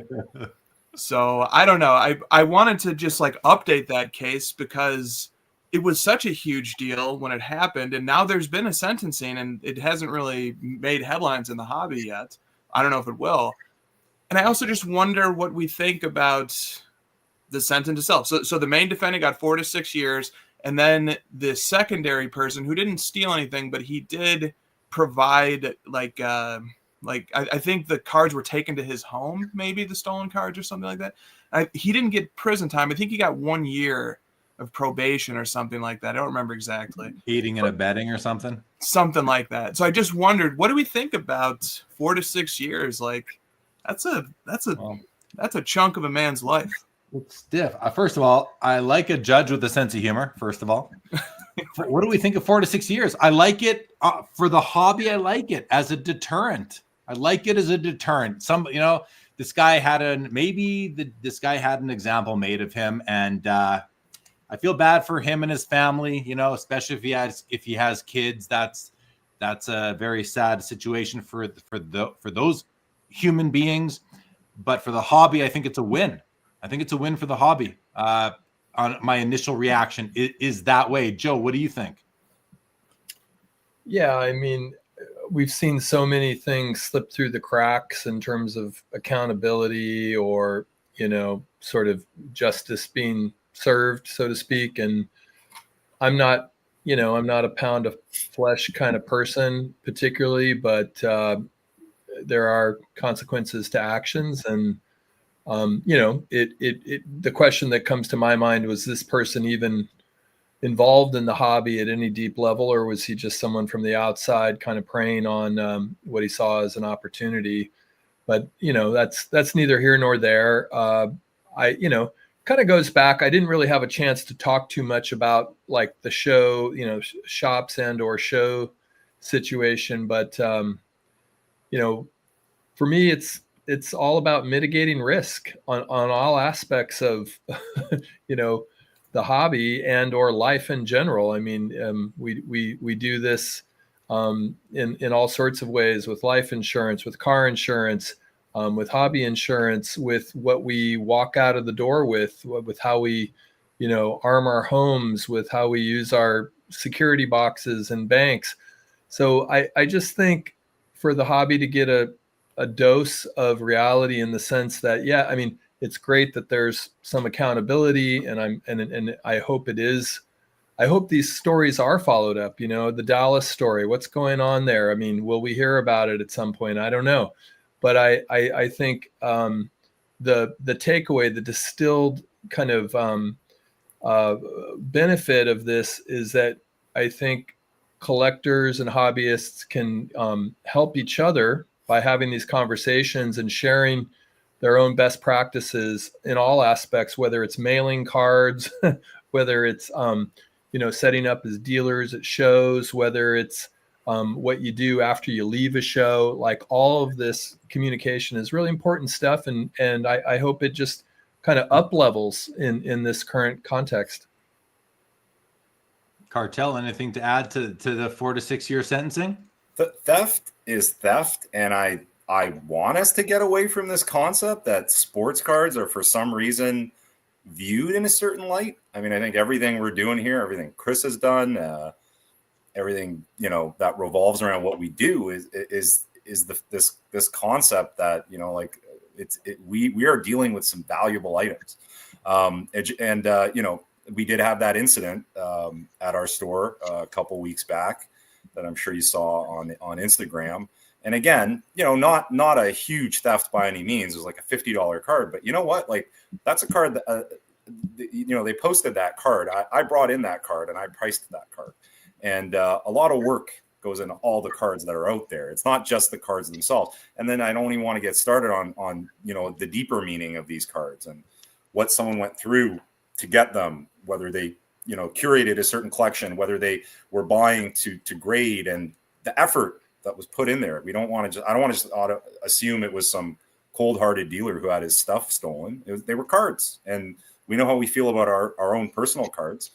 Simon 466 Cards, I think you're familiar with them, Jeremy, posted a video just recently about the fact that we really need to look at our assets, these things that we own, in a different light, because we are far too casual with them. It's kind of mind-blowing. Just when you're walking around the expo, that I'm trading with a kid, there's these $5,000, $10,000 cards involved, and he's holding tens of thousands of dollars of cash that I see them rifling through. There has to be a little bit of I think it's already happening. There has to be a change in mindset when it comes to that sort of thing. And any good punishment, I'm not sitting here celebrating anyone's punishment, but any good punishment is a good thing. And working towards that and getting people aware of that and getting that conversation going. Yeah. Okay, Hoj, what else are you coming with? The other thing I've got to follow up on is the bounty stuff. Mm-hmm. So it's an interesting situation that multiple bounties, and particularly not bounties from collectors, but bounties from businesses that happen to benefit quite directly from the idea of a lottery ticket being able to be pulled out of one of their boxes, basically. How does the revocation of a bounty work from a legal point of view? And so this is not legal advice, obviously, but I did look at a few cases while you guys were chatting earlier and just sort of did a little bit of digging on it. And I think it's pretty well understood that an offer, in order to be binding in the general sense, needs to have the offer, the acceptance, and consideration. You need all three of those things. And consideration just means some form of transaction. Payment is a good example. Well, so one might think, well, somebody can make an offer to the public in this case, which is what a bounty is. And then if nobody claims it after a certain amount of time, they can just revoke the offer and no harm done, since nobody initiated the other two of the three conditions needed to form a contract. But it's not quite that simple. I think the first thing the case law suggests is that there needs to be a communication of the removal of the offer through the same means and with the same energy or the same efforts that the offer itself was communicated with. So that's one of the standards the case law suggests needs to be met.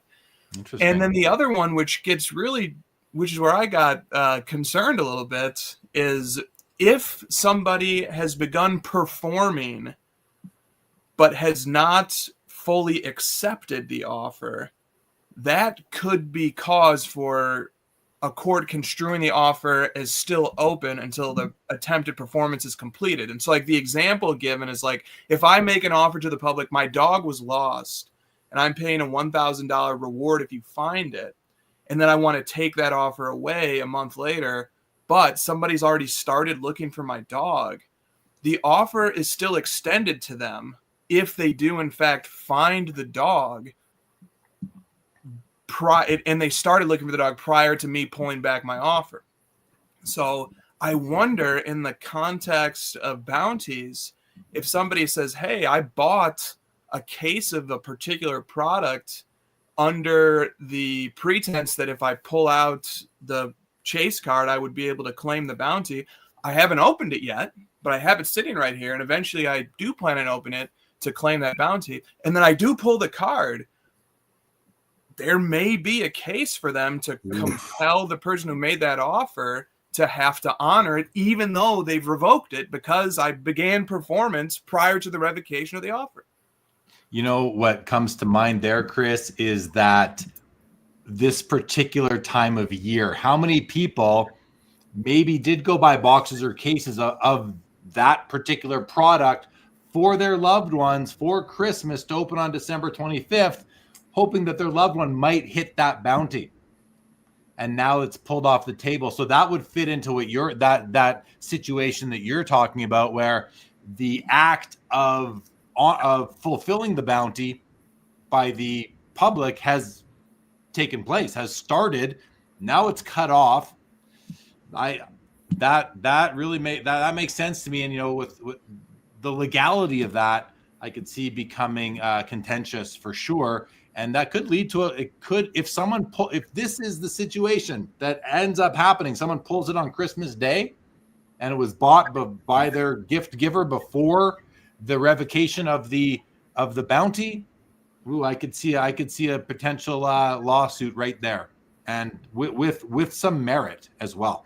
So Interesting stuff there. Joe, you came off mute again. Is that, do you anything to add? No, I mean, that's fascinating, and I will say I'm not surprised that Hoj is coming with the legal precedents and or investigating the annals of the justice system to see where we might find precedents. But the other thing, I was just kind of curious. I mean, this whole term of bounty, I mean, it's almost like pirate kind of thing. Like it's like the connotation of the language is so interesting. And I was struck listening to the crossover last night. Shout out crossover, Hoj and Christina and Josh Johnson, because I liked actually the part. I hadn't thought about it. I guess in my mind, the connotation of bounty has always been a little kind of preposterous and greed driven in a way, for all sorts of reasons, including conflict of interest that certain companies might have. But it was mentioned last night, I forget, it might have been you, Hoj, that mentioned for collectors that sometimes the moment of release, and the Cartel might have some perspective on this too, as a card shop dealer with selling wax, it's sometimes the only moment that you might have access to a very particular card, maybe a very important card in the curation of your own collection, whether it's a player collection or what. And I just wondered, Hoj, if you had any further thoughts on that, like what differentiates a bounty from a business versus a personal collector? Shall I jump in here? Okay. Yeah, I was thinking about this as a dimension of this topic as well, Joe, is just that not all bounties are the same. A bounty's intent matters, I think. If I'm issuing a bounty for a card that I want to add to my collection, that's one type of bounty. If I'm a dealer who's issuing a bounty because I'm trying to find a card that I can resell to a private collector for more, that's a slightly different bounty. We've been seeing a lot of that with the new Prism release. There are lots of bounties being issued by dealers who are trying to gobble up all the best cards from new Prism football. And then if I'm a retailer who's issuing a bounty for the purpose, presumably, of incentivizing people to want to buy this product, that's a different purpose altogether as well. So I think the intent matters here, Joe, and I think some bounties are just flat out different than others, and I don't treat them all the same. Cartel, anything to add before I ask a question on a different topic? I mean, another thing is like it's the format of it is kind of a new thing, but the concept itself is not. I even remember a store in upstate New York back in the day had very specific price list for stuff that was coming out of product. I remember like Steve Francis rookie cards at the time. And like he was like, look, if you're buying this product and you pull these cards, I'll pay you on the spot. And I also remember some people looking for a particular grade of a card. So like first person who gets a PSA 10 on this card, I've got this price ready to go for you. And this was before Card Ladder. This was before eBay was just starting out. I know there's a personality. I kind of want to, I one day want to discuss the old school elements, see how far back you go, Chris. But there were some prominent personalities out there during the early days of grading and selling on eBay that were putting out like, I'm going to take in all of your PSA 10 McGuire, 87 Donruss. So that was a thing that was out there and existed. But this is interesting. I never thought about what Chris brought up just now. I do know that, with that certain hockey bounty that got taken down, the reaction has kind of just been like a soft fart where no one really was surprised and no one cared. And it just happened. I don't know. I haven't been keeping my ear to the ground that much, but no one was surprised by it. But that's an interesting concept. I certainly picked up my case when it was active, when the hype was happening. Very interesting. So you didn't pull it, did you? Oh, the case is still in the closet. We all know it's in someone's closet. I mean, or under a bed. Most likely. Chris, what did you, okay. And I see you guys, great comments in the chat. I'm way behind. I got 25 comments that I've like noted to come back to, going back to as long ago as 2.5 hours ago. So we'll see if we can get some. But Chris, I wanted to get your thoughts on when we were talking about Beckett, and I thought that Kevin Isaacson was the new boss at Beckett. I thought he was the ultimate boss at Beckett, and it seems like he's not. All this is just a repackaging of the same thing. It's a rebranding of the parent company, which really doesn't matter much today. Well, maybe it does matter, but did that take you by surprise as well, or were you aware that nothing really changed except for the packaging? And it does also lead us to believe that there could be a bigger business transaction happening here. But what were your thoughts on that? Did that take you by surprise at all?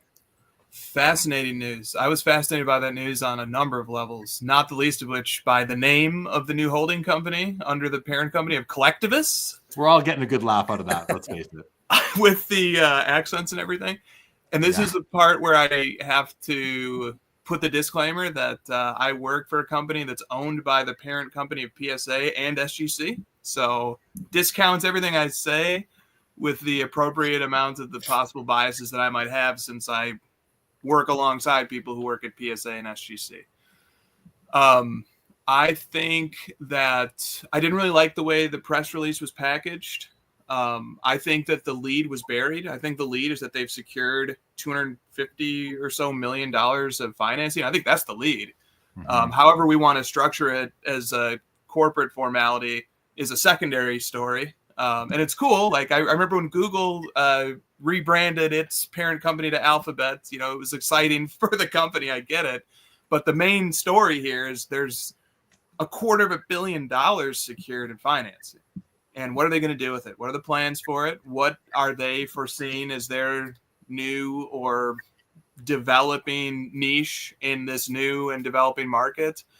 What customers are they seeking to acquire?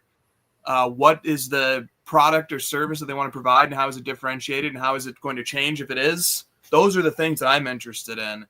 And I didn't really get answers to any of that. So I just sort of await, as somebody who owns plenty of cards that are graded by BGS. Yeah. I think you mentioned you weren't crazy about how the press release was presented, and I feel like this whole thing, it's all these the collectivist entity coming in and acquiring these companies, or whatever, being renamed, whatever it is, a new parent company slipping in there in between the Greg Lindbergh company and the Beckett and friends themselves. These are not press releases that are meant for or should be that interesting to us in the hobby. These are for potential investors, funders, private equity, potential targets to take them out, because Lindbergh probably is getting to the point where he needs to divest himself of these entities because he's now in jail for a while.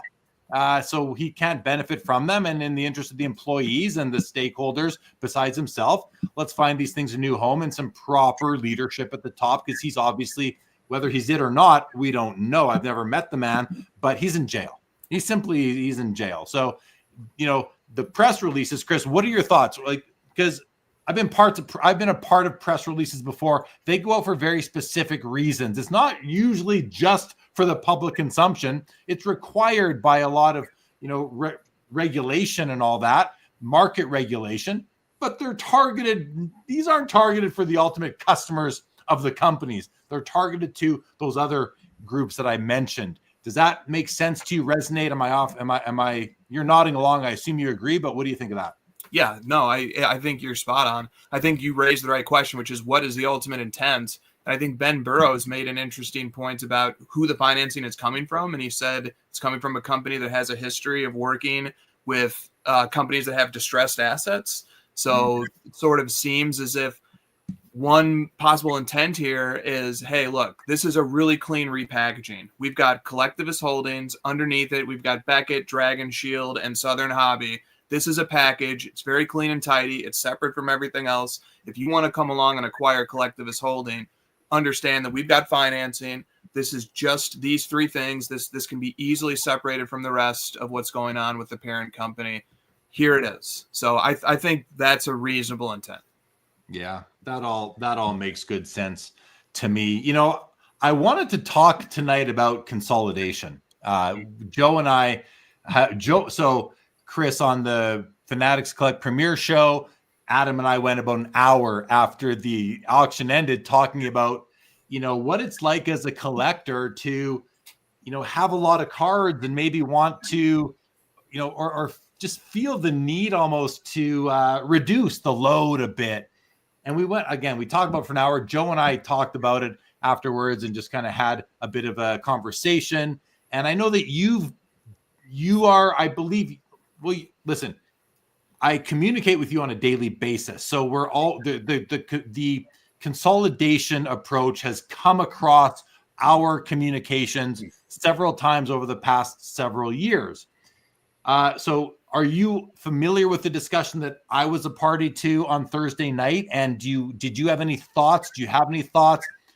Because it's not just consolidation for the sake of consolidation. It's really it really requires diving into the mind of a specific collector to see why do they own the cards they have. Do you like $200 cards as much as you like $20,000 cards? And maybe I won't start with you on this. Maybe I'll start with Joe on this because we've had that discussion. Give some more context and get your thoughts, Joe, on the discussion and where you're at with it, how you approach it. Eitan, listen along. I want to get your opinion on things at the end of this as well. But Joe, we'll start with you on this. Yeah, we've had these conversations, and I'll say I have, like, I don't know if it's an angel or a devil on both shoulders. And the more persuasive one is the consolidation one, especially as a longtime collector. I idealistically feel compelled to get really high end cards. Just kind of lay it out there. I prefer, like, but when the reality comes, both of the toil involved of liquidating smaller cards and sometimes the associations I've made with $50, $100, $200 cards to get into one specific. And I was actually talking to Jay Lee about this, Chris, because you had that Curry finite, and so I went through the exercise of actually looking at, like, what would it take for me to get into a really big Curry card, and it didn't make sense to my heart, to my collector heart. So I think idealistically, I believe in consolidation. I believe in, you know, kind of up-leveling your collection in a way where you hold and possess and kind of bring into your collection a really high-end card that you can just feel like, hey, I've grailed it. But when the reality sets in of what that takes, and maybe it's partially a byproduct of my own somewhat limited resources, but when the reality of actually executing the consolidation occurs, I sometimes just go, man, I don't think I'm down for this after all. How do you Chris, I know it's kind of open-ended, Chris, but I want to get your thoughts because Joe and I have talked about it. He just talked about it. I talked about it for a good hour at length on Thursday night, and I'm going through it right now. And just again, to set the why I'm going through this in my mind is because, and you're aware, Chris, Adam Gray does his 100-card countdown. He's done it 6 years in a row. And then I saw Patrick Ryan on Instagram put out a reel with his 100-card box, his 100-card case, a very, very finely curated selection of cards. And I thought to myself, listen, I've got all these different PCs. I got my vintage hockey, vintage baseball, my basketball, my modern, all these, my unopened packs. I want to have an idea of what are my most valuable cards, because I don't really know. There's some here, some there. And I just wanted to do that ranking thing that, Adam has done, get an idea, have a look. Okay, these are my best cards by market value. Here are my best cards by what I love the most. What are the deltas between all of those positions where they fall? Which has the greatest, which is the most valuable but the least favorite, and which is the most favorite and the least valuable in my collection. So I started doing that. I even created a file called the Top 100 Cards. Well, here I am. I've got 884 cards listed because now I'm like, well, I'm gonna kill several birds with one stone here. I'm gonna get my insurance listing prepared. I'm gonna value my overall. I'm gonna have an idea what my whole collection is worth for the first time almost ever because I've had too many cards to value, to sit and go and listen. I've been getting mileage out of Card Ladder over the past week doing this. So thank you to Card Ladder. And if anyone doesn't know, Chris is a founder and CEO, perhaps. I'm not sure exactly, of Card Ladder. So check it out. But that's what leads to this discussion. And then it's like, okay, I got these 884 cards listed. I have about 700 cards to go. How can I need 1,500 cards in my, how can I need but trust me, guys, I can manage them in my mind, but do I need 1,500 cards? So could I find anywhere from, I don't know, 25 to 500 cards that I could part with somehow? And then take those proceeds and buy like the cards that are at the top of my want list, which are each, like a DiMaggio and a Gehrig and a Cobb and like these guys, and get them into my collection. That's what's going through what's been on my mind. And sometimes maybe it's just status quo. Don't make any decisions. But anyway, that's what's been going on, guys, in my head over this past week, really. Yeah. Chris, I'm just going to leave it at that and let you jump in. Love it. I love how you connected the rankings, the exercise of ranking, to the impetus for consolidation, because I do think one follows the other. I think when we start taking stock of our collection and saying, I have this like crisis all the time where I'll be like for example, I'm going to make a post at the end of the year that is like, hey, these are some of my favorite cards I picked up this year. And I always just look at it and I'm just like, man, like, these cards suck, like why didn't I just be more patient and just like get one monster card instead of these like 20? But here's the thing.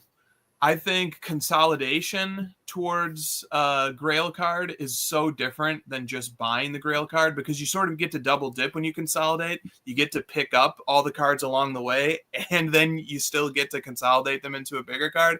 If I didn't have temporary ownership is what you're saying. You get to temporarily own these cards. Temporary ownership, yeah. And I get the mail day, and I get the fun of sending it to my friends and being like, look, I got a new card. And I wouldn't want to sacrifice that. And, I have like my shoebox collection where I try to keep like my graded slabs into what can fit into a shoebox roughly. But I also have tens of thousands of raw cards, mostly from boxes that Christina and I have opened over the years. And I just love going through that too sometimes, man. I mean, most of these cards aren't even worth putting in a penny sleeve, but like I'll just go through it and I'll find like a Goran Dragic Prism Red from 2018, and like I'll get 30 seconds of enjoyment out of just looking at that card. And then I'll like flirt with the idea, like maybe I should grade this. If it's a PSA 10, maybe it's worth $30. And then I'm like, no, this is probably a PSA 8. I just shouldn't even do anything. Let me just leave everything where it is. But it's all part of it. I wouldn't want to take away any of it. I wouldn't want to just consolidate everything and just have this one card and have no mail days and have no 5 rows to go through and have nothing to do on eBay, nothing to buy or sell or trade. I don't want to take that away, but I do lust after the card that like I shouldn't be able to get, but because I have all these cards, maybe I can consolidate them into it one day. I do love that idea, right? But I'll stop there. Yeah. It's an interesting situation. Cartel, let's go to you. I see you've. I can tell your mind is working overtime there, and then we'll go to some comments from the chat. You're giving my mind a lot of credit right now. But Chris what he just said there. So I just recently went through a type of consolidation because I'm getting away from the whole vending thing for multiple reasons, not just because I'm with Mint, but I'm just getting away from carrying a gigantic inventory all the time. And, that's when a friend like our buddy Josh of Hit 'em High comes in handy. But the first thing that happens is you're like, this is fantastic that I no longer have a wall of monster boxes behind me, but I miss going through those and finding those forgotten cards. I kind of miss the concept of not knowing what I have. I'm at probably the first time in my collecting career, which spans decades, feels like a century, And I'm at the first point where I think I know everything I own. You know, I've got a few boxes of slabs. Jeremy knows I've got my own like ridiculous PCs. I've focused more on them than ever. And not, you know, that whole thing. That's the second thing that happened is I missed that. I missed flipping through the massive amounts of inventory, finding some surprises here and there. Maybe I want to grade that, exactly what Chris mentioned. But at the end of the day, I can say it feels a little better. Like, just as an example, you know, like, we're so lucky, and I'm really into MMA and UFC, and, you know, certain cards that we get in our hands, like if it was a football quarterback or a number one draft pick in hockey, they'd be so expensive, and we're just like not at that point yet. But rather than carrying multiple $20, $50 cards of a champion like Ilya Tapuria, when I get an opportunity to pick up a true blue Prism PSA 10, I'm the worst at showing off a card. You know, like, I so much rather own that than the multitude of, and they sold, and next thing I know is I have a much easier thing to deal with. But it's funny, it seems like that's on a lot of people's minds right now. It's like a group communal think about. Well, like, would you rather, like you said it, Chris, too, and you're saying it, Eitan, like, would you rather have one card, you know, worth whatever, $100,000 or $100,000 cards? I'd rather have $100,000 cards because I want more cards in my life, and I'd get bored if I only had one card. I know those are extremes and those are big numbers, but I'm, you know, just for illustrative purposes. But let's go to some comments that we have. Mr. Mano said, "Love this topic. I'm always telling my friends to be a collector, not a hoarder. This is what consolidation does for us."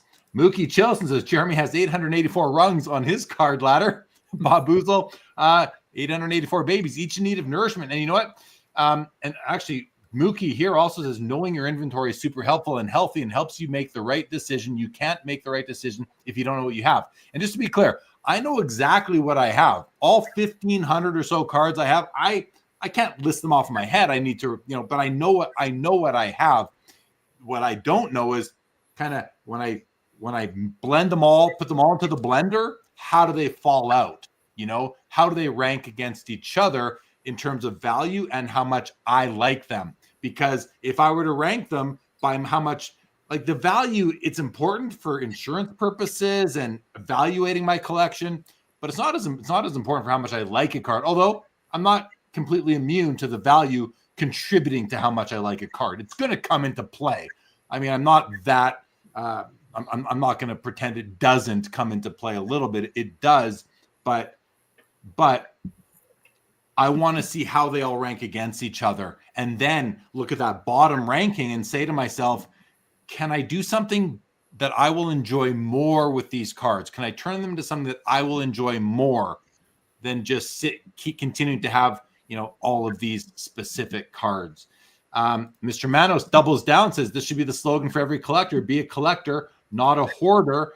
I think there's value to that. Latrell Spreewell, this is interesting because this is from a different perspective. As a player collector, it's tough for me to consolidate because I want to get most of all the cards of the player I PC from his player years. I have an OCD completionist mindset. Maybe that's the problem. Well, consolidation doesn't work for the player collector who's only a player collector, or for that portion of a hobbyist's collection. Like, I have 35 PCs. Some of them I can't consolidate out of because I'm working on something. It's a project. I'm not going to, you know, but can I consolidate out of that whole project? Like, that's the kind of decision that I might have to make. Do I stop that project? I've got my 435 card cup base patch parallel collection. Do I really need 435 and counting? Or can I just, you know, call out all the ones that I don't like, keep a sample, make room in my storage facility, and have some money to spend on something else? These are all the kind of thoughts that are running through my head, and these are big decisions that I don't know if I want to actually exercise upon. Anyone have anything to say? Some of the consolidation can actually lead to supporting the PCs, is what I'm finding. So, you know, I may have lost the ability to flip through my monster box I had of hockey autographs, and that doesn't just become cash or a big card like I showed. That's not even a huge card anyway, but it also goes into the PC where there are cards that are in the $10, $20, $30 that I absolutely adore, or I can continue working on my 1978 Donruss Kiss set. I mean, that's going to give me that pleasure. Plus I'm going to have fewer cards outside of the PCs. So I'm finding that helps. And then there's the difference between, like, if I want to go buy a big card, right, or I want to go acquire a big card. For me, say I want to pick up a card that's worth $20,000 right now, and there's a few I want to buy. I want to add to my collection in the future. Well, I have two choices. One is I can sell cards to buy that card, or I can use other money to buy that card and just add to my collection, which is pretty much, well, I've done both. I've done both over the years. So that's a big decision. Do I take $20,000 out of my savings account, out of my bank account, or do I sell cards and spend 20 that way? Now, I hear a lot of people say to themselves, well, to get a new card, it has to come from the cards I already have. That's just a self-imposed guideline, right? That's all that is. But we're allowed to do it however we want, and that's where I'd like to spend less new money and use cards to get new cards. That's what I'd like to do, but I just don't know if I have if I'm strong enough to do it. So, Joe, Chris, you're nodding along, and anything to say? Hell, here, I'm looking for counseling here, guys. But no, not just to me. Anything to add, Chris? Well, I think consolidation is here to stay. I think we've heard from all of us different reasons why, and it's aspirational, which is great. I think the hobby is very aspirational in a lot of ways. So, like, letting ourselves sort of dream about getting that $20,000 card one day is half the fun, I think. It's just like the chase of it and trying to find out a way to get it. And I also think that, for example, the Fund Your Card show that you guys do, and that business as a business model, I think that it is helping enable more consolidation, and it's helping, like, it's giving us somebody, like, if I'm a collector, I'm looking to consolidate, and I go to Mark or, find a way to do it through a service like Fund Your Cards, it just, like, makes it feel a little easier. It makes it feel like there's somebody doing this with me. It's not as terrifying to manage all these different things on my own. It sort of gives me a little more confidence to do it. And I just think we're going to continue to see infrastructure develop around the aspirational card pursuit, around, landing grails. And I think that the people who are operating that space right now are doing a really, really nice job. So I think it's here to stay. And then I think that it's worth, like, somebody sent a question into the crossover last night, sort of thinking about some of the ramifications of situations where somebody consolidates into a card, but then realizes they made a mistake, and then they want to deconsolidate from the card, which does happen.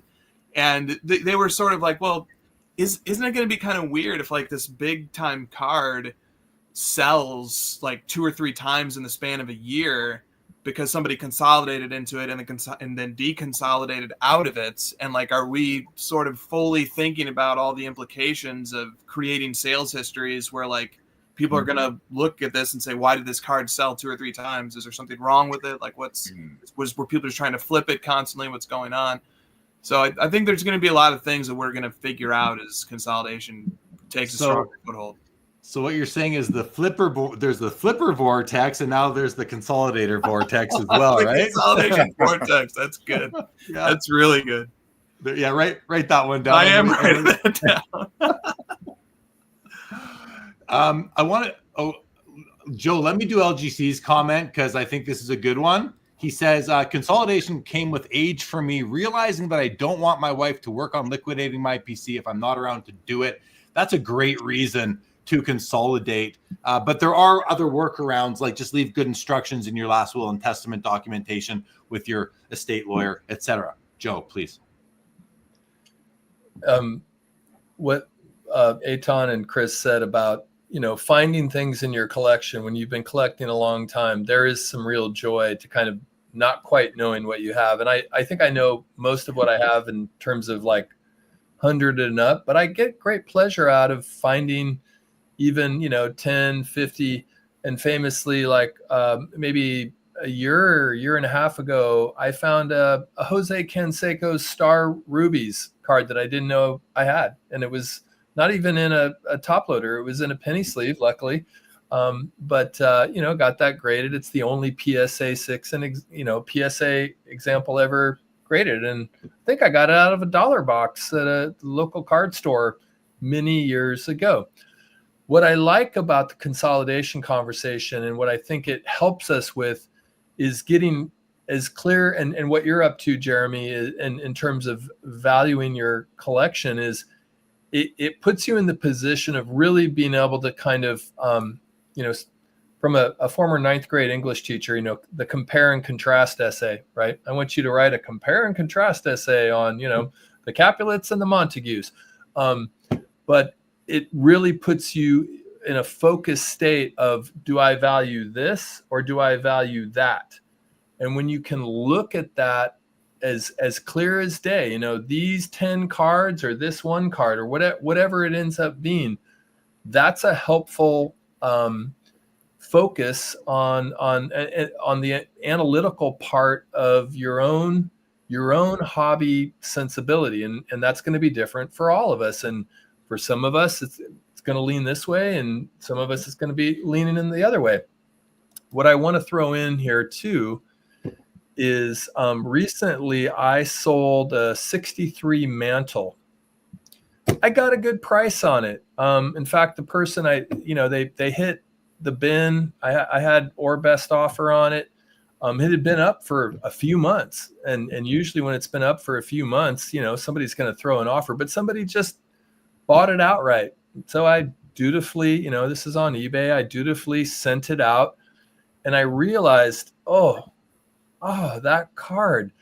And the reason was because that was a card I'd had in my collection for many years, since I was literally in my teens. It was a card that I picked up at a show. I think it was at the Cow Palace in San Francisco in the 80s, if you can believe that. So that is also what can happen, is that you can realize after the fact, as you're trying to kind of consolidate, that something might have meant more to you than you realized.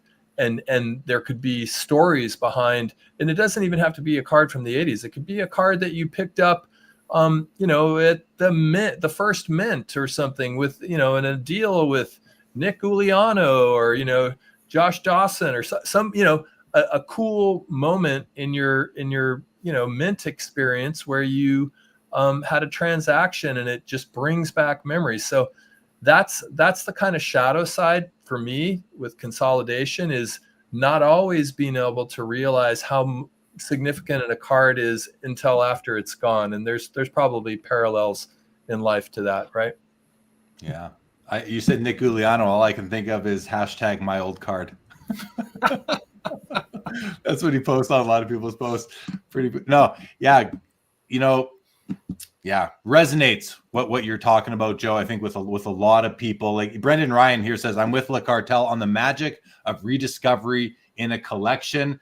Like there's times in over the past 20 years where I've resisted the urge to go take out a box of cards to look through, because I don't want to look at them as often, because I don't want to lose the excitement and the love for kind of seeing them again. If you look at anything every single day, you're gonna, it's, and this goes for people too. It just gets routine, mundane, whatever the word is. I don't want to lose that for the cards.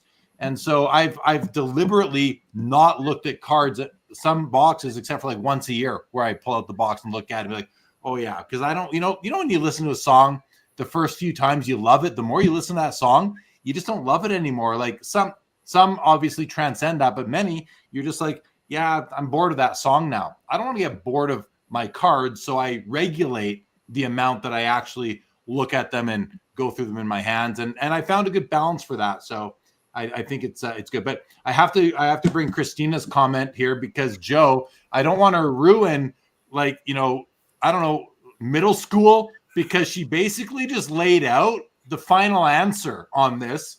She says they're both horrible families that put the destruction of the other ahead of the protection of their own. Like, she just sums it up there. Nobody can do better than that on a book report of that. So it's over. It's over. Good All right. piece of statement. Very focused. Very right, but no, very succinct and kind of right on target there. So what does LGC here say? Consolidation can also mean reducing your total market cap by selling your high value cards, but getting the same cards in lower grade and in a binder.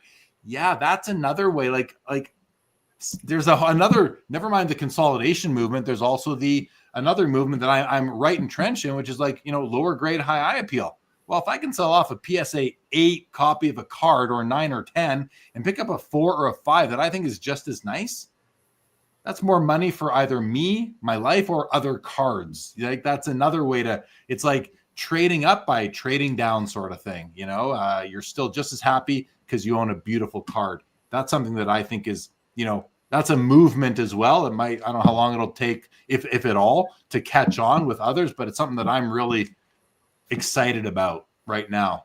Yeah.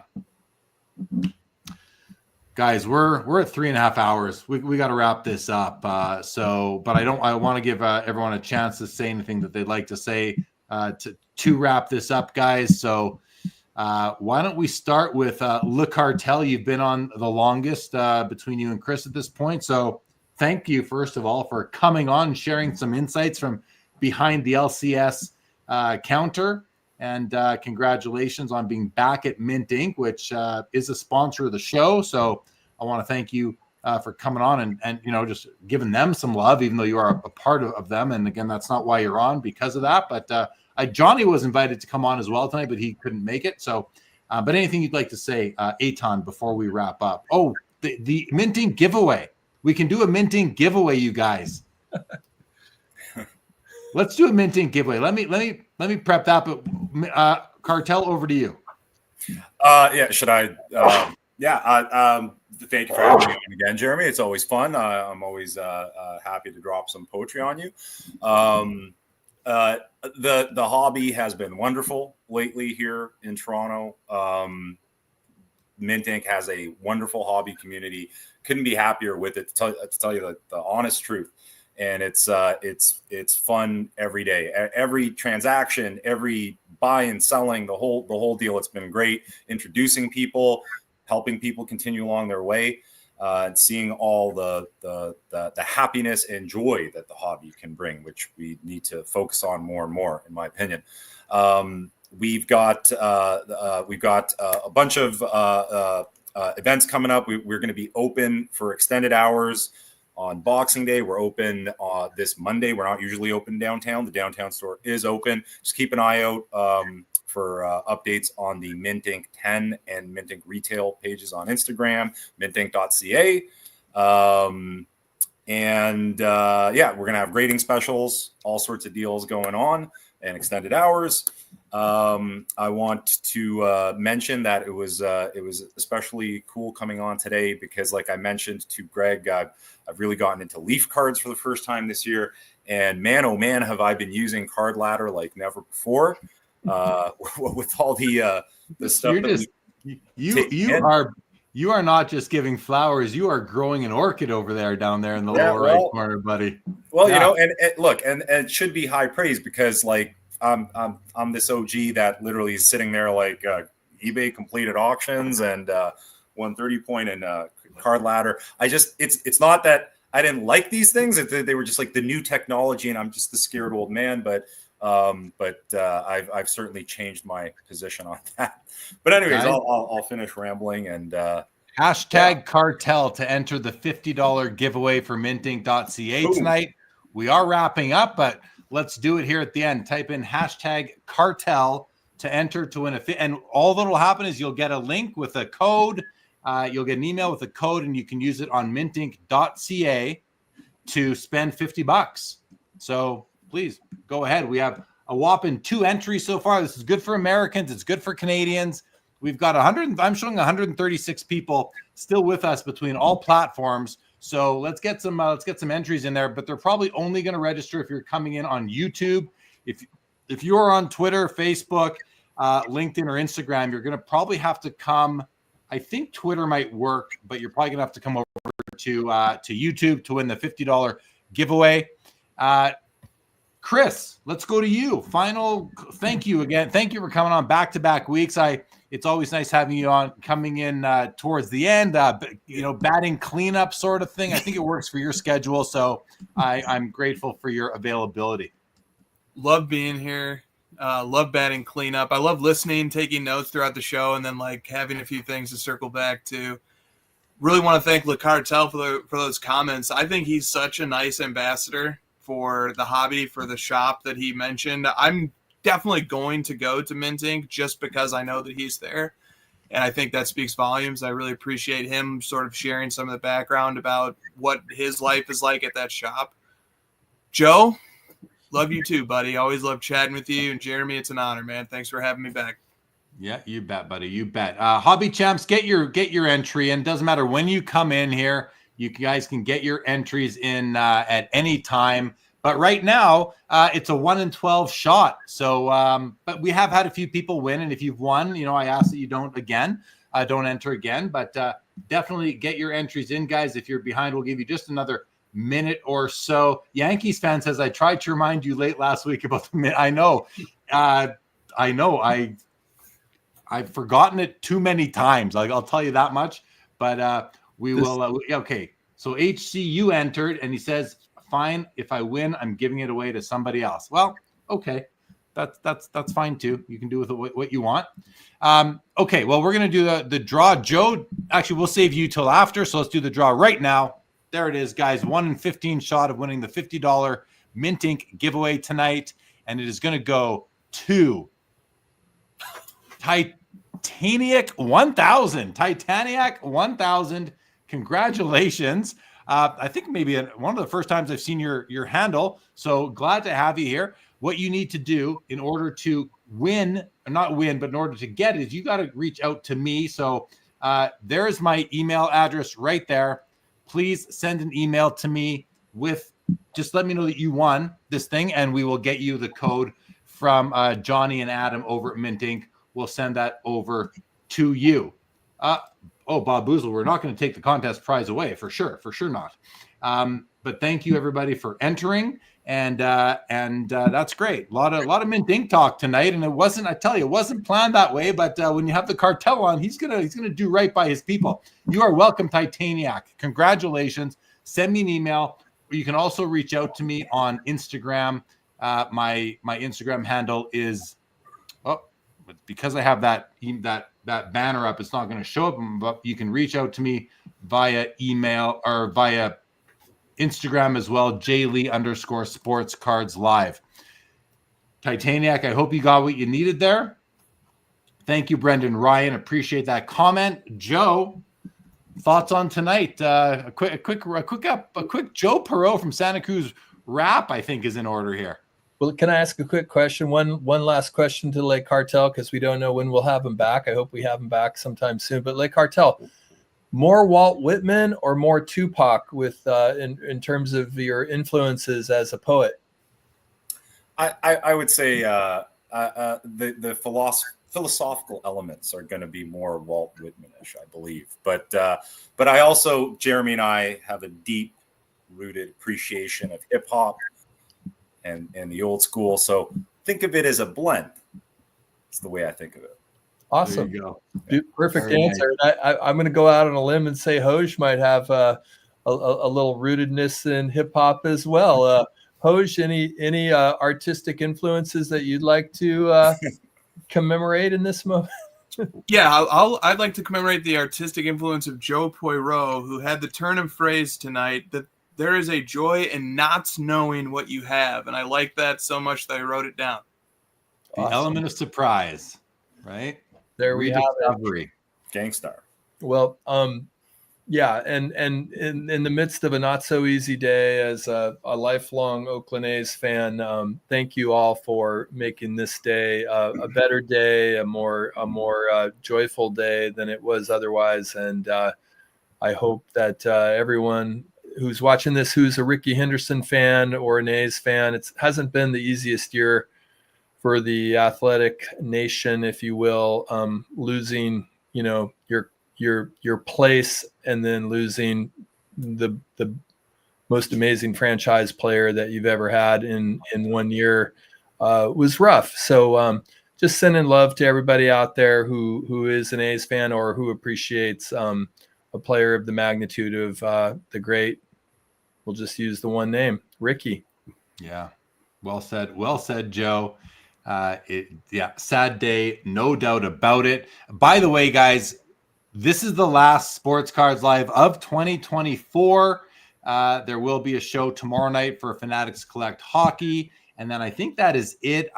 So no show next Saturday or the Saturday after. I will be at an event next Saturday, and I will be on an airplane the Saturday after. So I apologize, but we will be back the first Saturday, which is the 11th, I believe, of January, will be the next episode of Sports Cards Live 2.0, if I might say so. Bob Boozle, happy holidays, Americans and Canadians. Happy holidays to you, Bob Boozle, and to your wife. Always want to wish your wife a happy holidays. Latrell, thank you so much. Hobby Champs, enjoy the rest of the show. Jeff McMahon, good night. Merry Christmas to you. Bob Boozle, Joe was my 9th grade English teacher. Tough class. I flunked. Mark Santucci, thank you very much. He likes Joe's shirt, Cartel's hat, our Cartel. And anyone going to Montreal in May, the Montreal Expo in May? Put up your hand if you're going to the Montreal Expo in May. Just me, Mark. Just me. Turp Enforcer, sorry for your loss, for sure. January 4th. Yeah, that's the day I'm on the airplane. Christina's PC. I'm on the airplane on January 4th, coming home from Arizona. Yankees fan, happy holidays to you as well. Thank you, everybody, for joining us in the chat. Thank you to all of our guests for tonight, the two who are still on the stage. Thank you to Joe for just being, a real good buddy and somebody who I love having with me on this show from start to finish. Dog Food Soup, happy holidays to you guys. With that, this episode and Sports Cards Live for 2024 is now over. Thank you, everybody, and good night.